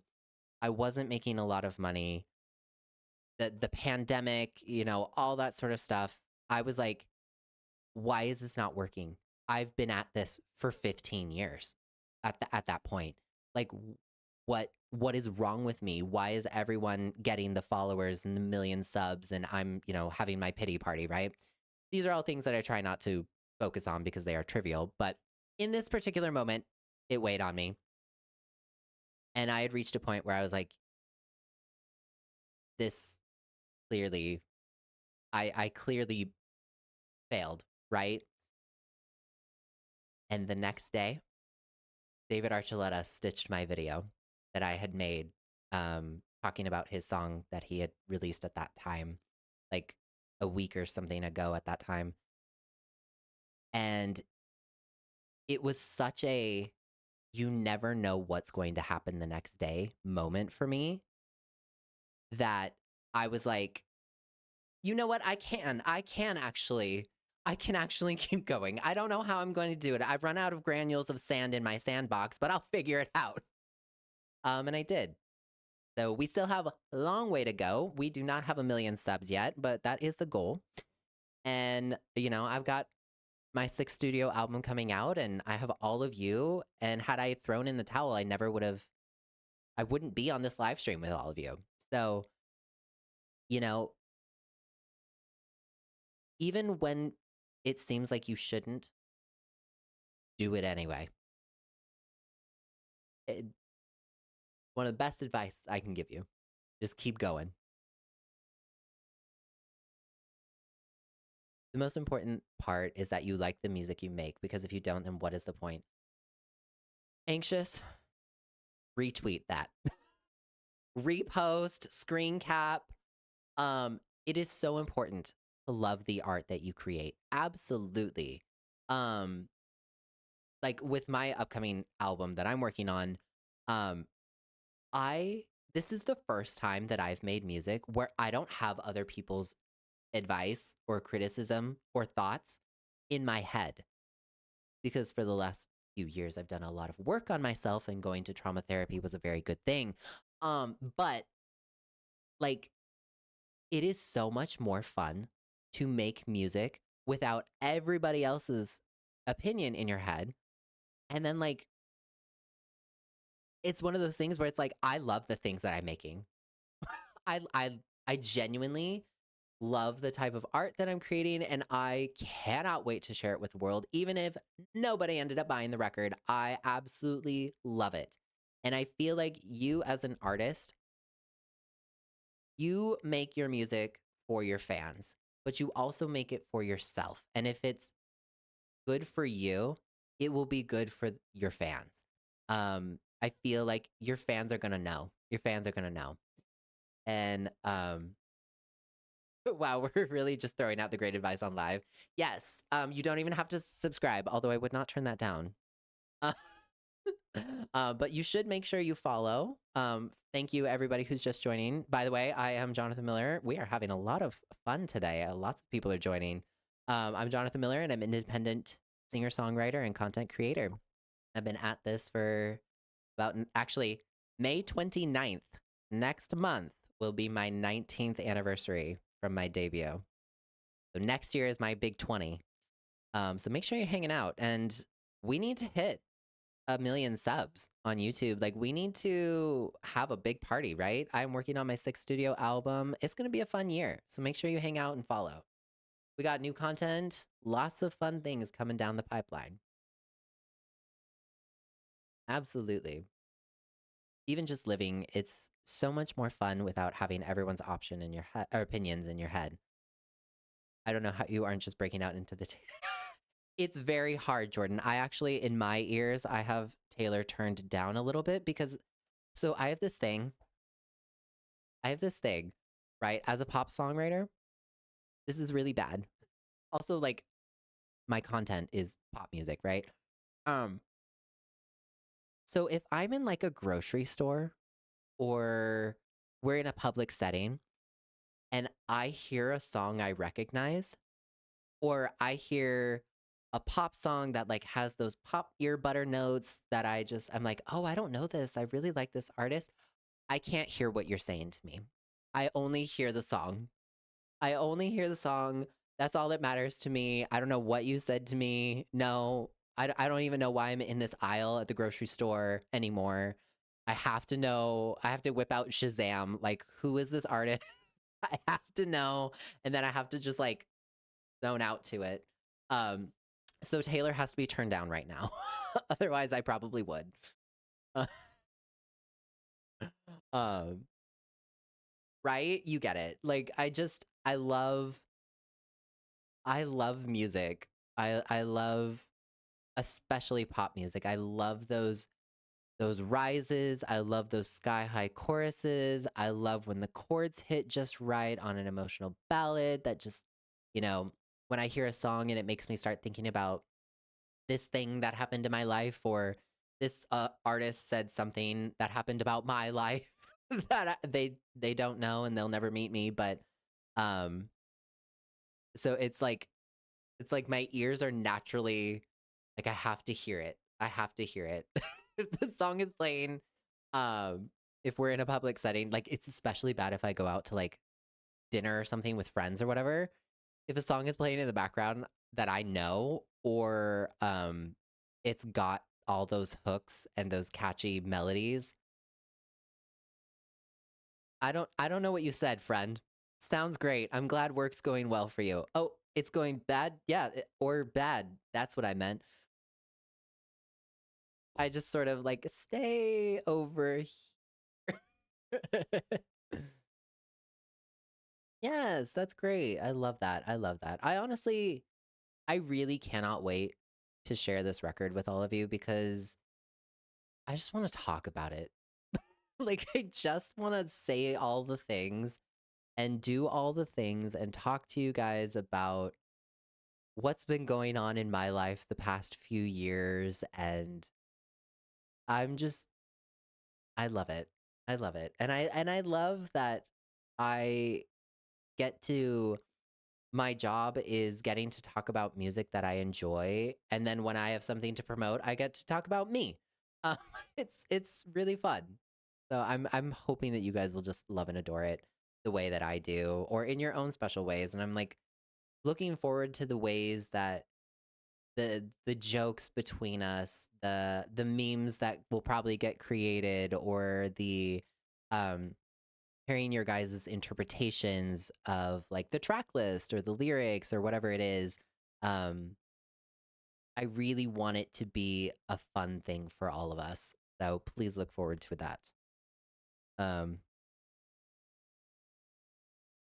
I'm really excited for that. And I'm glad that all of you just love music the way that I do as well, or in your own special ways. And I love that we get to have great conversations about it. Hey, Joey, how are you doing? Welcome to the party. How are you feeling? We're talking, well, anything, music. Everybody's active. I remember when I first heard Taylor in the wild in a store, I almost went crazy. My mother literally looked at me and was like, "Don't go." That's funny. That's very funny. You know what was one of the moments where that took me out of myself? And I know this is going to be a little bit old for some of you, but the moment I heard Miley Cyrus's See You Again on Z100 or pop radio here, that was a moment where I was like, what is happening? What is happening? It was so it was an amazing moment. I was in high school and I remember my friend being like, I heard Miley Cyrus on the radio yesterday. I was like, yeah, I know, it's great. um, hey, thanks, Joey. I appreciate that. Thanks for hanging out here. I appreciate you being here. Thanks for the follow. Thank you to everybody who's been following. I appreciate all of you. Um, I'm glad that all of you are here. This has been really, really fun. I love getting to have these great conversations with all of you, especially about music. Just like we were saying earlier, it's so nice right now because like everybody is active. I'm working on new music, other artists are releasing music. We got Gracie, Gaga, Olivia, Noah Khan, Sabrina Carpenter. I mean, just everybody's active. Like it's so fun. It's chaotic, but it's so fun. I love it. I love it. I once heard Paper Rings playing, and when I got blood work done, I was like, Paper Rings. I know, right? Of all things, I've heard that one in the wild too. It's always fun when you hear a Taylor Swift B-side in the wild. It's like, you know this one? And then you remember that like a lot of these things are radio based. Not like traditional radio, but some work workplaces will have like playlists or like um those custom radio things or whatever. Um yeah, it's always fun to hear a Taylor B-side in the wild. Um yeah. I once heard Taylor playing in a different store, like 3 different stores away. I went to that store just to hear her. Actually, anxious. I completely understand that. I had a running joke when I was in Japan. Actually, I still continue it whenever I go somewhere. If you ever see me post something like everywhere I go, this blonde lady follows me, it's because w- literally for the like last probably few years, anywhere I go, I will find Taylor or Taylor will find me. Um, like in a song or an artwork or whatever. I remember I was like on I was in Kyoto, Japan. It was snowing, it was the middle of winter, and I turned down this road of shops and there's this big artwork of Taylor in her lover bodysuit at the Eras tour. I was like, in Kyoto, Japan. What what is happening? um but yeah, like her music is just I mean, she's just really famous, you know? Um, Mac Miller is awesome artist. I mean, I rest in peace, but he has some great tracks too. And thank you for being here. Um, Joey, I'm a gamer but love music. I really love Thomas Bergerson. He's a composer, but I really love Taylor Swift. Imagine. Ooh, you got great taste. Oh, Bloodborne. Did you hear is it Jacksepticeye? Is it Bloodborne? Or wait, maybe. No, it's not. That movie. He's developing a movie. Is it for Bloodborne or is it a different game? I can't remember. But it like just got announced. Um so I'm if it is Bloodborne, are you excited? It is. Okay. Yeah, yeah, yeah, yeah. I'm very excited. I mean, Jacksepticeye is just he's a great guy. So like I think that that's going to be really cool. I'm always curious when games get made into movies. I need to see the Mario Galaxy movie. I haven't seen it yet. I haven't had a second, but I really want to see it. Because sometimes games into movies can be a hit or miss. Um, but it seems like lately things have been on a roll. So I think Jacksepticeye being at the helm of that movie, I'm sure it's going to be so good. No, for real, we were walking around the mall all day, and as soon as I stepped in the store, right, she's everywhere. If Taylor would just stop being so famous, I could avoid her. But unfortunately, just kidding. Um, no, like she's she's everywhere. He is the producer of the Bloodborne movie. Okay, so that's gonna be good because like Jacksepticeye, uh, I don't watch his content all the time, but obviously I've followed him for many many years, and I know how much he adores that game. So that's somebody who's gonna take care of that IP. Uh, so that's gonna be really really cool. Literally every time I hear Taylor in the Wild, my mood instantly improves. Completely understand, especially if it's one of her happy songs. Um, Oh yeah, like wherever I was in Japan, Taylor would appear. I passed by some like meat skewer shop and Cruel Summer was playing in the background. Oh no, it was it was like a jewelry shop and Cruel Summer was playing in the background. And still in my head, I know Cruel Summer is like literally her most streamed song ever. But in my head, it's still like this B-side from Lover that I'm like, wait, how do you know Cruel Summer? That's my small song that nobody knows. Jojo talking about Jacksepticeye. Am I in a different world? My worlds collide. no, this is how you know I've been a YouTuber since 2007 or 8 or whatever. I am an internet fossil. I remember the ancient texts, including Markiplier, Jacksepticeye, you know, all those original YouTubers. Um, because I'm actually technically from that era, but that's beside the point. um, yeah, no, Jacksepticeye is a great guy.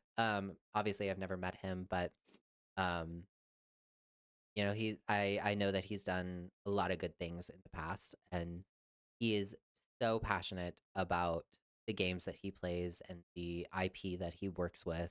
And so when I saw on Twitter that he announced he was going to be working or producing a Bloodborne movie, I was like, it's safe in his hands. I'm sure that he will take great care with that.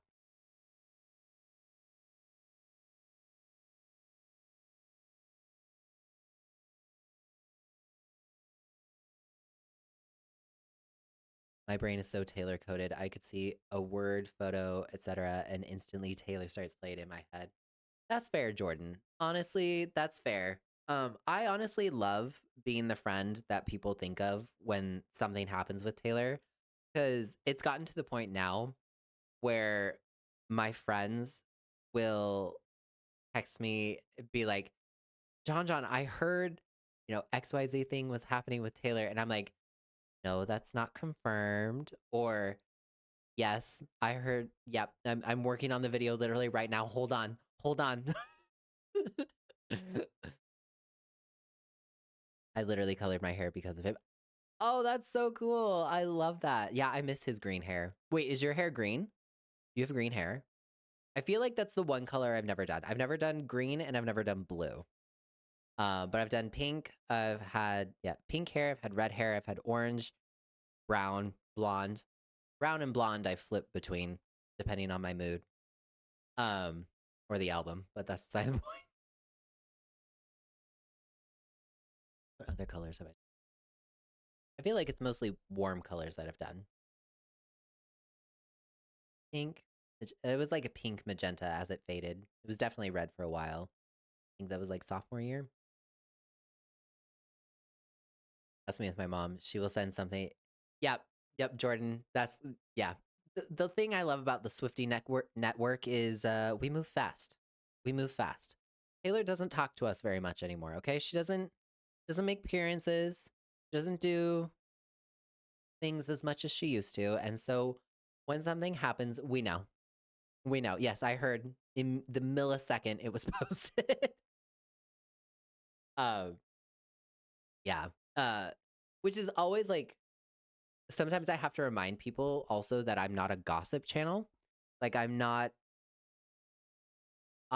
a tea gossip person. Like that's I, I have my own opinions about people who do things like that. You know, but for the purpose of destruction. Um, some people talk about tea and gossip, and it's just like harmless or whatever. But yeah, there are some times where I'm like, no, that literally has not been confirmed. We will not be making a video about that until it comes out of Taylor's mouth or her Instagram. Bloodborne has been deprived of love for so long. It's so super awesome. He's going to give us what Miyazaki is still hold hostage. Wait, did Miyazaki? Oh, that's right. Oh, that's right. That's right. Oh, yeah. See, like it's gonna be fine. It's gonna be totally fine. I know it's gonna be rated R on purpose, but like Jacksepticeye would not take on a project if he didn't like truly love and care about and want to protect the intellectual property of that. So I have no doubt that he's gonna take care of it. No, not now, but from 13, 15 years, I colored my hair green, red, blue, yellow. Oh, that's great. I love it. I love it. That's cool. Had the whole rainbow. Red. Oh, not orange. I've had to set myself 5:45 a.m. alarms for Jordan. Jordan. Taylor loves to do things to me at 4 a.m. Like the Elizabeth Taylor music video, I had literally opened my eyes. Things were still blurry when I saw that my phone little light up with Taylor Nation posted, and I could barely make out the words Elizabeth Taylor and music video, and I thought, okay, I gotta go to work. It's 5 Okay, I'm sentient, I promise. um, completely felt. I've only colored my hair pink and light brown. Oh, that's cool. What made you dye it pink? I dyed my hair pink, I think, at the beginning of sophomore year. I just, I wanted to do it. It was fun. And I was 16. Why not? Embrace the gore. I gotta be honest with you. I'm not a gore person. Not a gore person. I've tried many times, but like scary movies and gore, I can't. But I do know, I, I trust Jacksepticeye with that, though. I have very dark brown hair, one round of bleach, and I'm ginger. That's fair. I get that. I get that. Hey, thank you for the follows. Thank you, Lucy. I appreciate it. I'm sorry if I'm a little slow on the follows and bits. Thank you for being here and all the subs. I appreciate all of you. Thank you. Hope you enjoy the emotes. More to come. We got to think of some.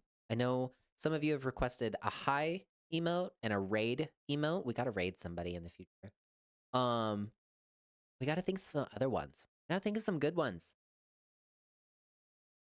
I remember when she announced her engagement, I didn't know it was real till I saw your video on YouTube. I was like, what? Rainbow, that day that she announced her engagement was, I could not I I could not type and read and do the things fast enough. The way every chat I have with like other Swift Talk creators or messages on Instagram, I have not seen something blow up like that. I think the two comparable Taylor moments were probably the gold bodysuit reveal of Reputation and adding the Torture Poets department in Paris. And like her engagement announcement was like the engagement heard around the world. And like everyone was so happy for a while. It was so nice. We get that back. It was so nice. Yeah, I had to, I wasn't even sure what to say in that video because I was like, I she I and you what? I was so happy, so excited. I started coloring my hair when I cut it short. Boy short. Girl, it's 2026. Hairstyles are not exclusive to gender. My mom couldn't stop me, but it was cool that she let me have my fun because you should have fun with you. Honestly, why not? And honestly, it's hair. While you've got it, it will grow back. You know, for the most part, unless you have something that prevents that. But you know, it's just hair. It's just hair. It's self-expression, you know? Do what you got to do. I was in the back seat of the car. Were you in the back of the car? Sorry. Anyway, getting home when I saw your video, I screamed. Yeah, because you guys know that I don't like to post content, especially when it comes to Taylor Swift. I don't like to post something unless I can verify it myself. And the rumors about an engagement and everything um have been flying or were flying at that point anyway. Um but I try really hard, especially when it comes to Taylor Swift, not to post something unless I can physically verify it myself. The engagement was very easy to verify. Um but like like with the Elizabeth Taylor music video or the clips thing on Spotify. I wasn't gonna make a video about that until I like really looked at it. So, but then I chose to make it when I was really, really hungry, and I kept calling it the 2-week anniversary of the Tortured Poets Department. But hey, that's when you just have to be that's when I have to cash in the content creator side of me and just be like, thank you for the engagement. Thank you for correcting me in the comments. This does actually help my video. But I also like I hate making little mistakes like that in videos because like there's still that part of me that wants to get everything 100% correct. Um, you can't in social media. You just can't. You can do your best, but things change so fast nowadays that like also like sometimes I will think that I say something 100% word perfect and somebody will comment something that I'll be like, that's what you got from this video? Maybe it's not me. Maybe it is you. Maybe you are the problem. But again, that kind of circles back to our previous conversation about knowing what criticism is for you and what is not. I'm only 22 and I found one gray hair. Hey, you know what? It happens. It's a gray hair. It happens, and it is not the end of the world. I promise you. It is totally okay. I still have pink and silver hair color products for my curls. Actually, I think I might too. Can't remember. Probably in my box over there. I'd have to look. That's super fair. Some horror movies are too scary. I remember being traumatized by a horror flash game I played as a kid. I think it was called Land of the Dead or something. It was a cool game though, even that's fair, Joey. Yeah, like I'm just not a gore and horror person. I like I'll do suspense. Um but I usually like comedic relief. I'm much more of a comedy and like romance and that type of stuff. But gore is too much for me. It's too much for me. I don't have the brain. The I've seen enough. I've seen enough in life. But like yeah, I think part of it too is like when I watch a film or like a TV show, I like put myself in the moment. Like I kind of imagine myself having these conversations with the characters. So like I'm there and I get like extra involved in the whole thing. And that's what makes it too much, too much for me. Hey everybody, thank you for joining. We're having lots of friends today. I'm Jonathan Miller. I'm an independent singer-songwriter and content creator.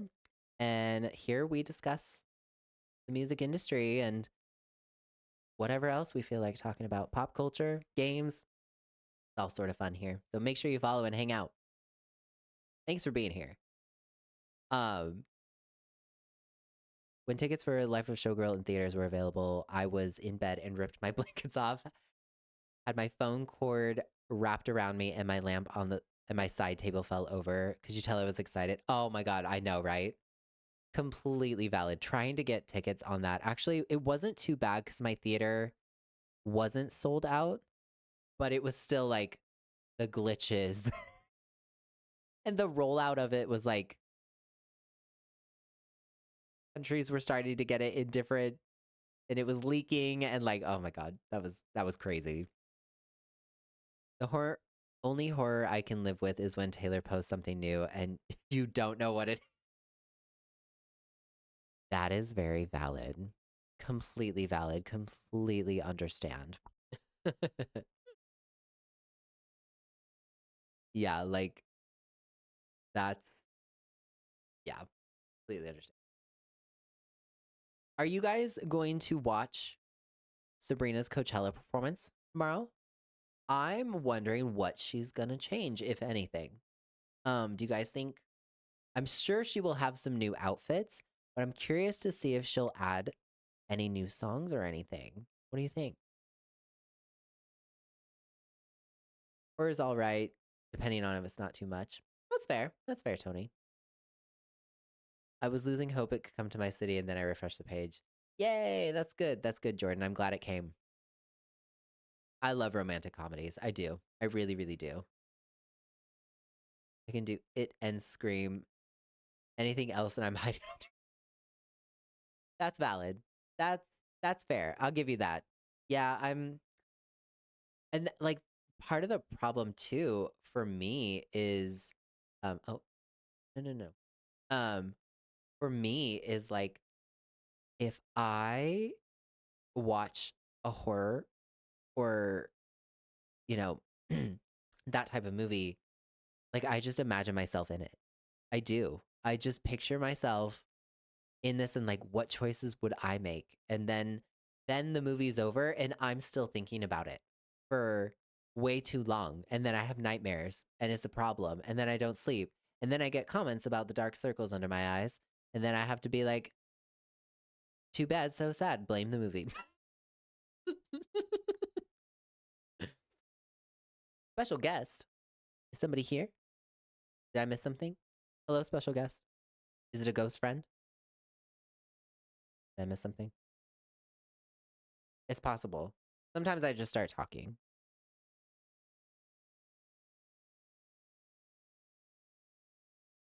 Oh, Sabrina's performance. Oh, gotcha, gotcha, gotcha. Special guest. Yes. Yes, yes, yes, yes. I wonder if she will have a special guest. I mean, she had plenty on night one. Um, I'm wondering if it'll be the same people or if she'll have different people this time. I know some people were hoping for Taylor Swift, but I'm gonna be honest with you.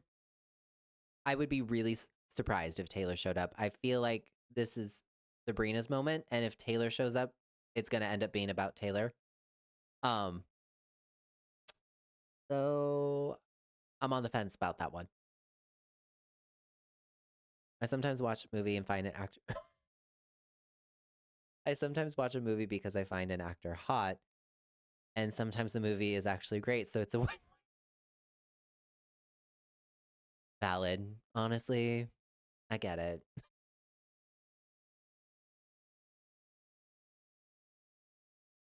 Oh, epilepsy. Yeah, that makes sense, Tony. Absolutely. You got to be careful with that. Totally. Is it weird that I find the first Saw film kind of cute? No, I'll allow it. Why not? Why not? Hey, good morning, Australia. How you doing? How you doing, Bree? So cute. Well, actually, any movie in general, but especially horror.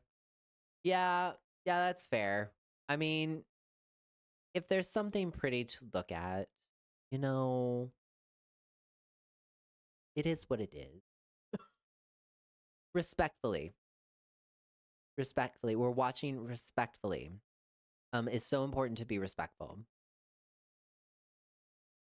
Um, Hi, Squishy. How you doing? That's okay. Lurkers, shout out to all the lurkers watching right now, not participating in chat. It's okay. I appreciate you. Thank you for being here. Make sure you're following.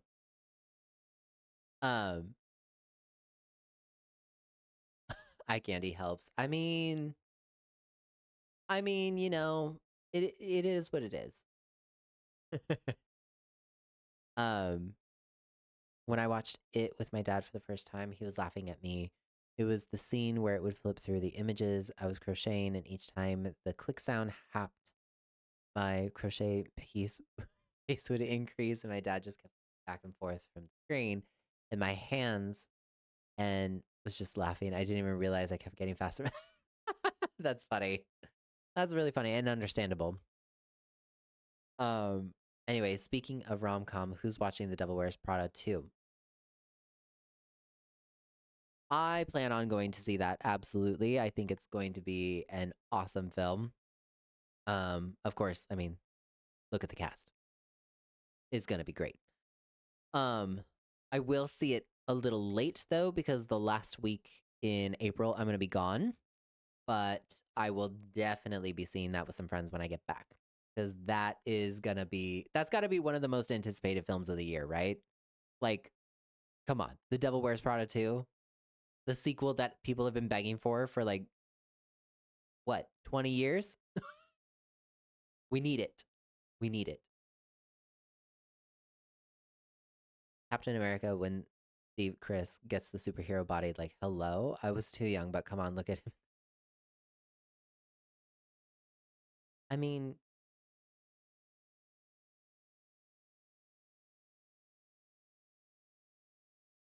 respectfully, I completely understand how you must have felt in that situation. Uh, it's a really wonderful scene, you know? Um very um impressive and enjoyable. Anyway, um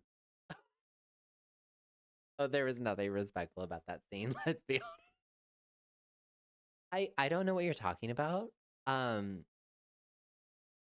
we watch very respectfully. Very, you know, Chris Evans is anyway. I watched The Devil Wears Prada like 15 times in a week once.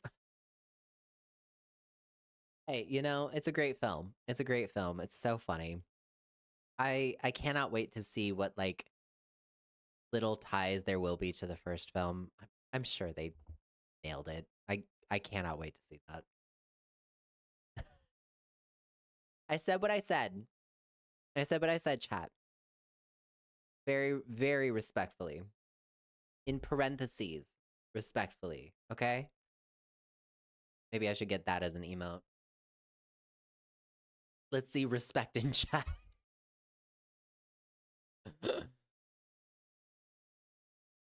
Mr. Briz. Oh, okay. Like Brisbane. Oh, okay. I see you, Briz. Mr. Briggs. Mr. Briz. I can speak. I promise. I promise. I know how to speak English. I speak 3 languages and sort of a 4th. Mr. English is not one of them. Oh, Mr. Me, not Mr. Okay. You can call me Briz. Got it. Rainbow, I'm excited for your next album to come out. Thank you. I am very excited for it to come out as well. I I'm really looking forward at finally being able to talk about it and share. Um I have put so much there's so many background vocals on this album. There's so many. The song I finished yesterday, there are 54 music tracks and 100 and what is it? There's like 165 vocal layers. Um it has like 250 tracks within it. There's a lot of vocals. I really liked a big sound. Um but I will spoiler warning, it is a pop bop and it is a very sarcastic one and there's a lot of things I wanted to say in it. Thank you. Yes, I do. I can't tell you when exactly. I'm still recording it and final touches and everything, but it is my goal to have it out this year. That is my goal. But when it is time, you will know. Trust me. When it is time for the album, I will make certain everyone knows. But yeah, like the first, I'm not trying to overhype this, because like by this time I've heard these songs 5 trillion times. Um, but the song that I finished yesterday, I had to there's so many tracks on it that I had to increase the buffer size and the amount of CPU that my computer used just so I could play that file to hear it to finalize. I was like, "Oh, you know what? Maybe, okay." Um, I think, I'm using Logic Pro, actually. Uh, but also it sounds probably more than it is because like, I like each section to have its own track. Um, so, like, the verses over here, the backgrounds over here, that type of stuff. So I'm sure there are people who could have streamlined it, but I had to delete, like, unnecessary tracks and, like, all this sort of stuff because I was like, "I can't get this to play." So now it plays just fine. Mixing it down wasn't a problem. It was just the playback within the file itself. I would always have to change the bit rate and the buffer size and the CPU usage. It's a big song. It's a very loud it's probably the loudest song on the album. Um, but it's the most sarcastic. So, it had to be loud. Yeah, I love Logic. I used GarageBand for a really long time. When I was finally able to upgrade to Logic, I there's just so much you can do with it. It's so great, and I still sometimes feel like I don't know anything. Um, Lots of YouTube tutorials, even for myself. Lots of what did my producer do? Space between my last or 2 albums ago. What did he do? What button did he click? Oh yeah, I can do that. um, but it's good. You know, rest assured that this album is completely written, mixed, produced by me. The only thing that I'm not doing is mastering, and the reason why I'm having other people master it, these tracks, is because by the time I mix these songs down, I have heard them trillions of times. Backwards, forwards, up and down, and different versions. And so it's good to have a second pair of ears to sort of look over. And again, I'm going to stress to all of you, AI is not touching this album. Not in the artwork, not in the mastering. I specifically sought out a mastering engineer that didn't use AI. Um, so we like to use real artists and support real human art over here. Not AI. Nope. I want real humans, photo shoot, like, I wanna make sure that we are this is a real human effort, but, the record itself is completely and solely written by me. There's no other co-writers on this record, um, which is like all my other stuff, but this one especially. No other co-writers. And the other thing that I'm doing on this record, which is part of the reason that it's taking a little bit longer, um, I probably shouldn't say this until after you've heard it, but I'll say it to all of you. The other thing that I'm not doing on this record is there is no Melodyne, no autotune, no any pitch correction. I'm not even using flex pitch on this record. When you hear this album, you will 100% hear my voice. Sometimes there's going to be some rough edges to it, but sometimes there's beauty in the rough edges. I really wanted to make an album that was 1000% my voice. So if you end up hating it, it is what it is. At least I'll know you hated me for me. But I'm I'm really going out of my way to push myself. This is this is such a special record to me that I I know it could sound prettier if I did all these other shortcuts and stuff, but I don't know, I really want you guys to hear me, and all the 10 billion vocal layers there is. Um, but yeah, like, and I also think it's kind of nice to hear a pop record that is not 10,000% polished that sounds like it was produced in a studio. I made this myself. Um, and I'm quite proud of that fact. It wasn't something that I necessarily intentionally went in to doing, but like, why not? You know, it's great. So like there are some times where like I have re-recorded a verse 200 times because I just didn't like this one word or whatever. Or I'll like go over a specific word, you know, to make sure that I was getting the right tone that I wanted. And it's been a great vocal exercise for myself. So I hope you guys will enjoy that. So really when you hear this album, you will be hearing me. My life, my stories, and you'll see just how honest I can be.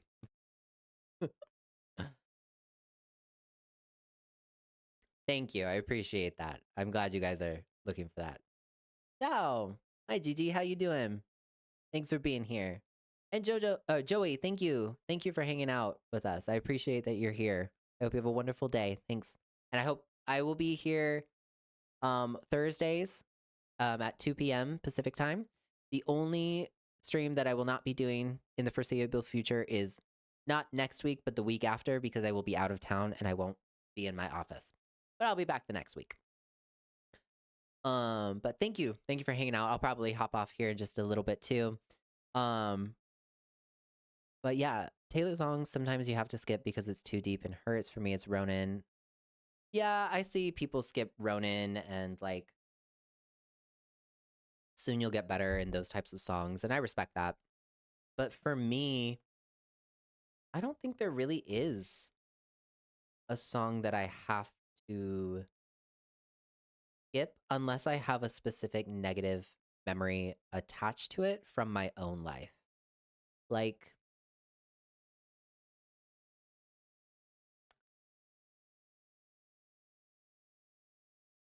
there may have been there may have been a moment or two where I will say that Down Bad I had to take out of rotation for a minute. Just for a minute. Just for a minute. You will find out more about that on my album. And I will leave it at that. But thank you. Oh, well, good morning. Thank you. I'm glad you're excited. I'm really excited for it too. I really cannot wait to share and just share the project with you when it's all done. I have y'all should really follow me on Instagram. You really should. I would say that if you're following me on Instagram, Twitch, YouTube, and Spotify, and TikTok, you just follow my socials, okay? Just do the thing. Hit the follow button on your favorite platforms. Um but yes. And every time you guys I want to be clear about something too, especially here on Twitch. Anytime you guys sub or you know stream my music or whatever it is in the way that you support me in that way, all of that is funding this album. All of that money goes right back into this project. And just like continuing to make content and like other fun things that we'll do here eventually on Twitch. And I just want to make sure that you guys really know that when you guys support me in that way, you're watching my content, you choose to sub, whatever it is, that money goes directly back into my business. And so I really want to say thank you. Whether you are a lurker or whatever it is, however you support me, it goes the extra mile for me. And it just, I can't thank you enough. So thank you. And I will probably say that I will never feel like I've said that enough, but I just wanted to say thank you. Hey, thank you, Tony. I appreciate that. It's 2:30 a.m. and I'm at work. Ooh, you work the night shift. That's hard. I've been there. I get it.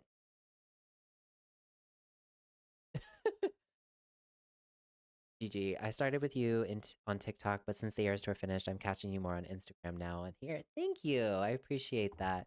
Yeah, TikTok has been a little hard since the Eras Tour. It's been up and down with getting my content seen, especially in 2026. So I am glad you are here.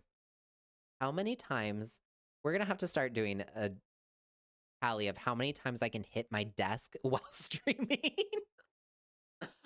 But thank you. I appreciate that. Um, yes, and sharing the stream and the videos also help. Make sure you guys are also subscribed to my second YouTube channel, Jonathan Miller Shorts. And that is where I'm going to be posting all of these VODs. So if you miss a stream or you come in late and you want to see the beginning half, or maybe you had to bounce halfway through and you missed the other half, I'm going to be posting those VODs on my second channel. And make sure you subscribe. And if you guys would go subscribe, that would really help because then we can get things going on that channel as well. But yeah, I wanted a separate place for everybody who, you know, sometimes people miss things. And I know that people like to have things on the back when they're working or they're studying or whatever. So the VODs will be available on my second channel. What is the best platform for you? What pays you the best? Thank you, Gigi. That's very sweet. First of all, let's make it clear, no one is obligated to pay me anything. Um, but it is certainly appreciated. I would say right now the best is probably here on Twitch. TikTok is very up and down right now. Specifically since the US takeover. Um, if I'm being fully transparent with all of you. Um, but yeah, Twitch is a really great platform right now. I'm really grateful that this opportunity came my way. Because yeah, just being here is great. Watching the stream, hanging out, participating in chat, sub, follow, all those things really directly help me continue. And like I said, all the sub money and all of that stuff goes directly into funding like the album. I know you guys have been asking about vinyl, and all of that stuff is just going to help production costs and everything. So I'm really looking forward to that. Thank God Taylor and nobody is dropping merch right now because I have to be very selective. But yeah. I also have a merch shop as well. That's also incredibly helpful if you find something that you like. Um, we'll be working on new stuff in the future. But yeah. So that's also an option too. But thank you. Thank you for asking that.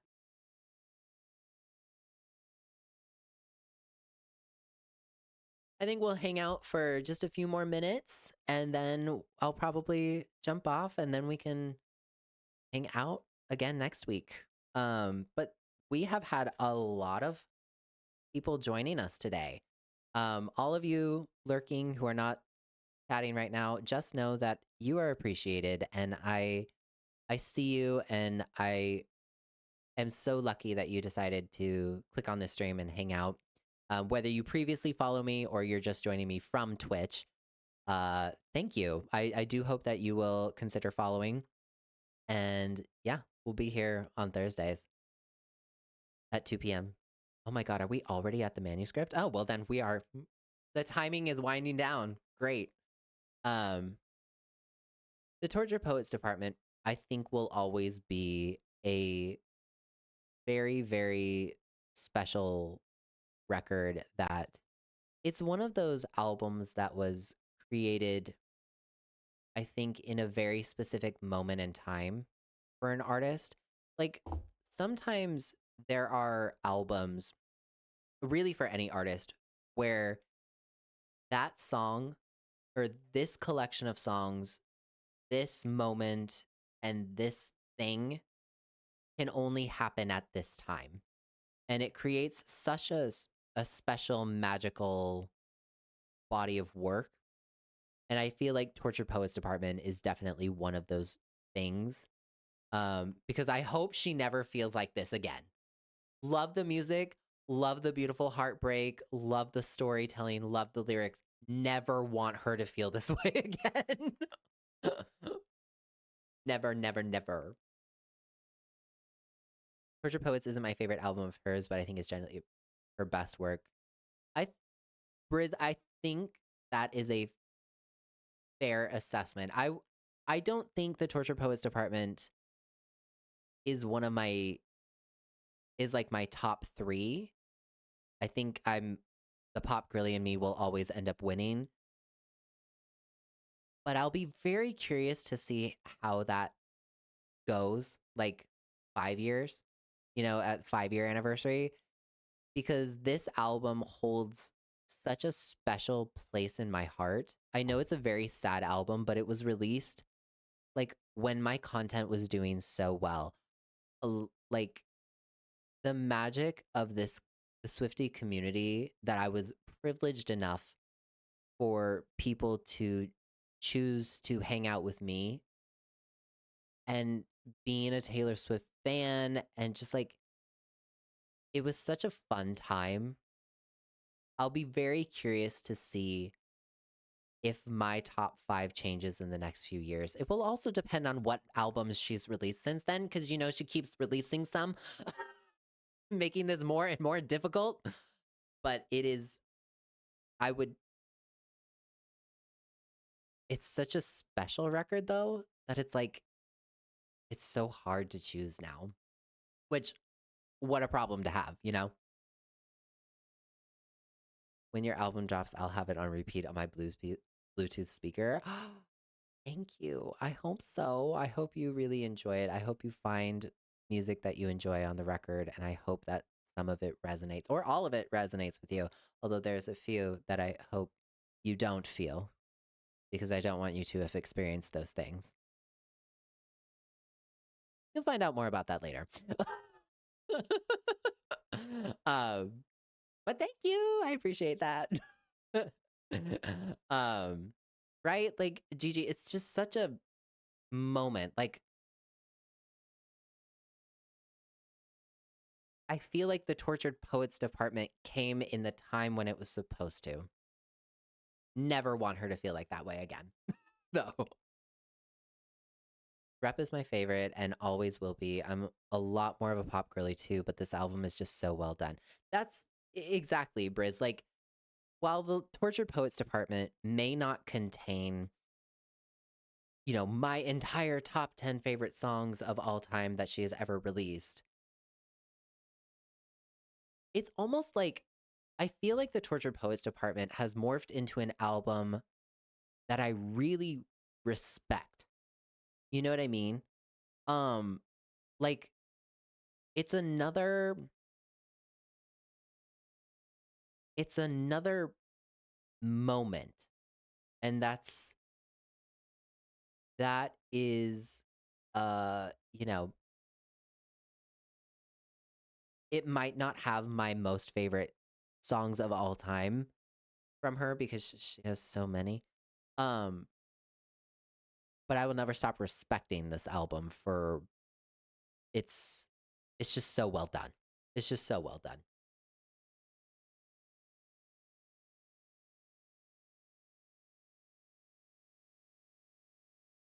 Oh no, we got bot issues. um, yeah, I love Taylor's pop records. I really, really do. They'll always be something that I really hold near and dear to my heart. It's the music I make, it's the music I love, it's the music I talk about, but the Tortured Poets Department is a pop album. It's a very sad pop album. It has a lot more elements of traditional pop music without the big productions, especially on the second half, but it's still a great pop album. It's all good, no worries. It's it's just been I cannot believe that it's going to be 2 years ago. So, before we leave though, before we sign off here, just cuz we're a bunch of clowns, right? Y'all think she's going to do anything on Sunday? Y'all think she's going to do anything for the 2-year anniversary? Clown with me for a second, just for fun. Are we thinking something will happen or are we thinking nothing? Do we think that this clips thing on Spotify means something? Or is she just, probably not? What vibes do you have? Clown? I'm scared for Sunday because you never know. Yes. I don't know what, but yeah. Right? See, it's so weird to me because they've restocked the Tortured Poets Globe. Oh my god, I know, right? Um, I would not be super clowny about the Tortured Poets department, except there's a couple things that make me go, and that is number one, the deleting of the clips. I think that that's an interesting move to make. And the second thing is that I feel like the initial counterpoint for people is, well, we have Record Store Day, Elizabeth Taylor. The Tortured Poets Department anniversary is after Record Store Day. If the Tortured Poets Department anniversary was before Record Store Day, I'd be like, she's probably not gonna send people to places. But the fact that it's after and Record Store Day usually don't list their overstock until Monday, frees up Sunday for even just a small thing. That's what gives me pause with its anniversary. If those two things were not happening this week, I'd be like, we're probably just clouding. We probably will. But like I say in all my videos, with Taylor Swift, it can lead to something or absolutely nothing. And you never know. And yeah, like they're also very selective with what anniversary they celebrate recently. Like they skipped something and then suddenly we're like, Fearless Taylor's version. Remember? This is when she remember the re-records? Right after her showing up in that debut inspired outfit. Like, I see you. You did the same thing with The Life of a Showgirl, okay? I clocked that. um, if those two things were not happening, I'd be a little less likely to say, yeah, we should definitely, whatever. I will be very curious. It's also not common for Taylor to be active on weekends. Um, Sometimes she'll do something if it's like small on Saturday and it's not an award show, obviously. Um, but it's the Tortured Poets Department is also a very special album in her career that I'm kind of like Eras Tour live album. No, Rep TV. No, I'm just kidding. Um, I'm curious to see if she will do something, and if she does, I will verify it and then I will make a video. Oh my god. I cannot believe that it's gonna be years old. 2024 feels like yesterday, and also, at least as an American, 5 million years ago.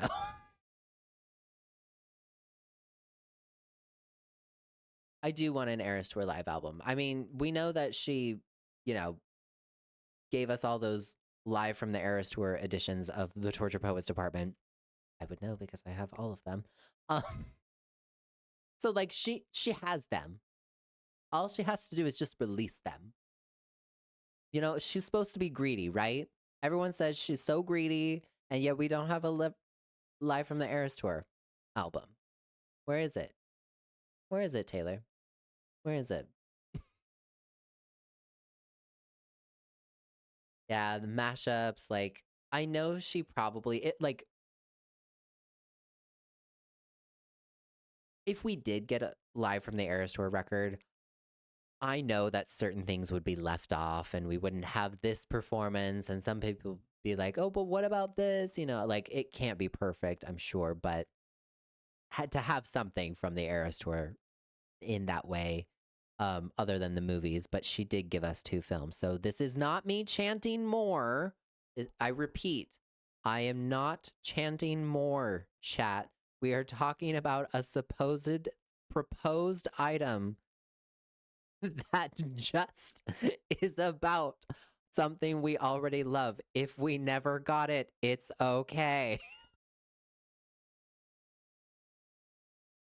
This is pure discussion.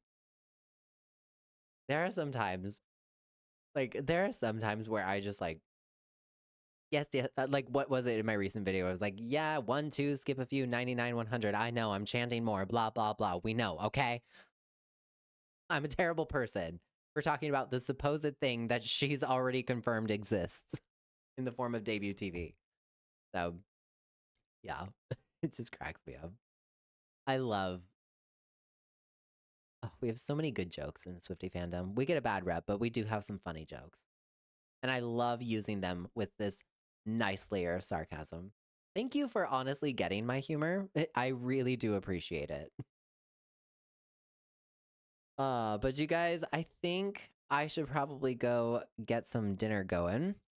Um, but thank you for hanging out with me. We had like a crazy, crazy time. We had like 600 people watching at one point. Oh, thank you, everybody. Make sure you are following. And again, the VOD will be up on my second channel. This was so much fun. I appreciate every single one of you who has been watching and who has been hanging out with me and showing up to these streams. This is so fun. I know sometimes getting or asking people to jump platforms and hop around can be a headache, but you guys continue to show up for me and it just means a lot to me. So thank you for being here.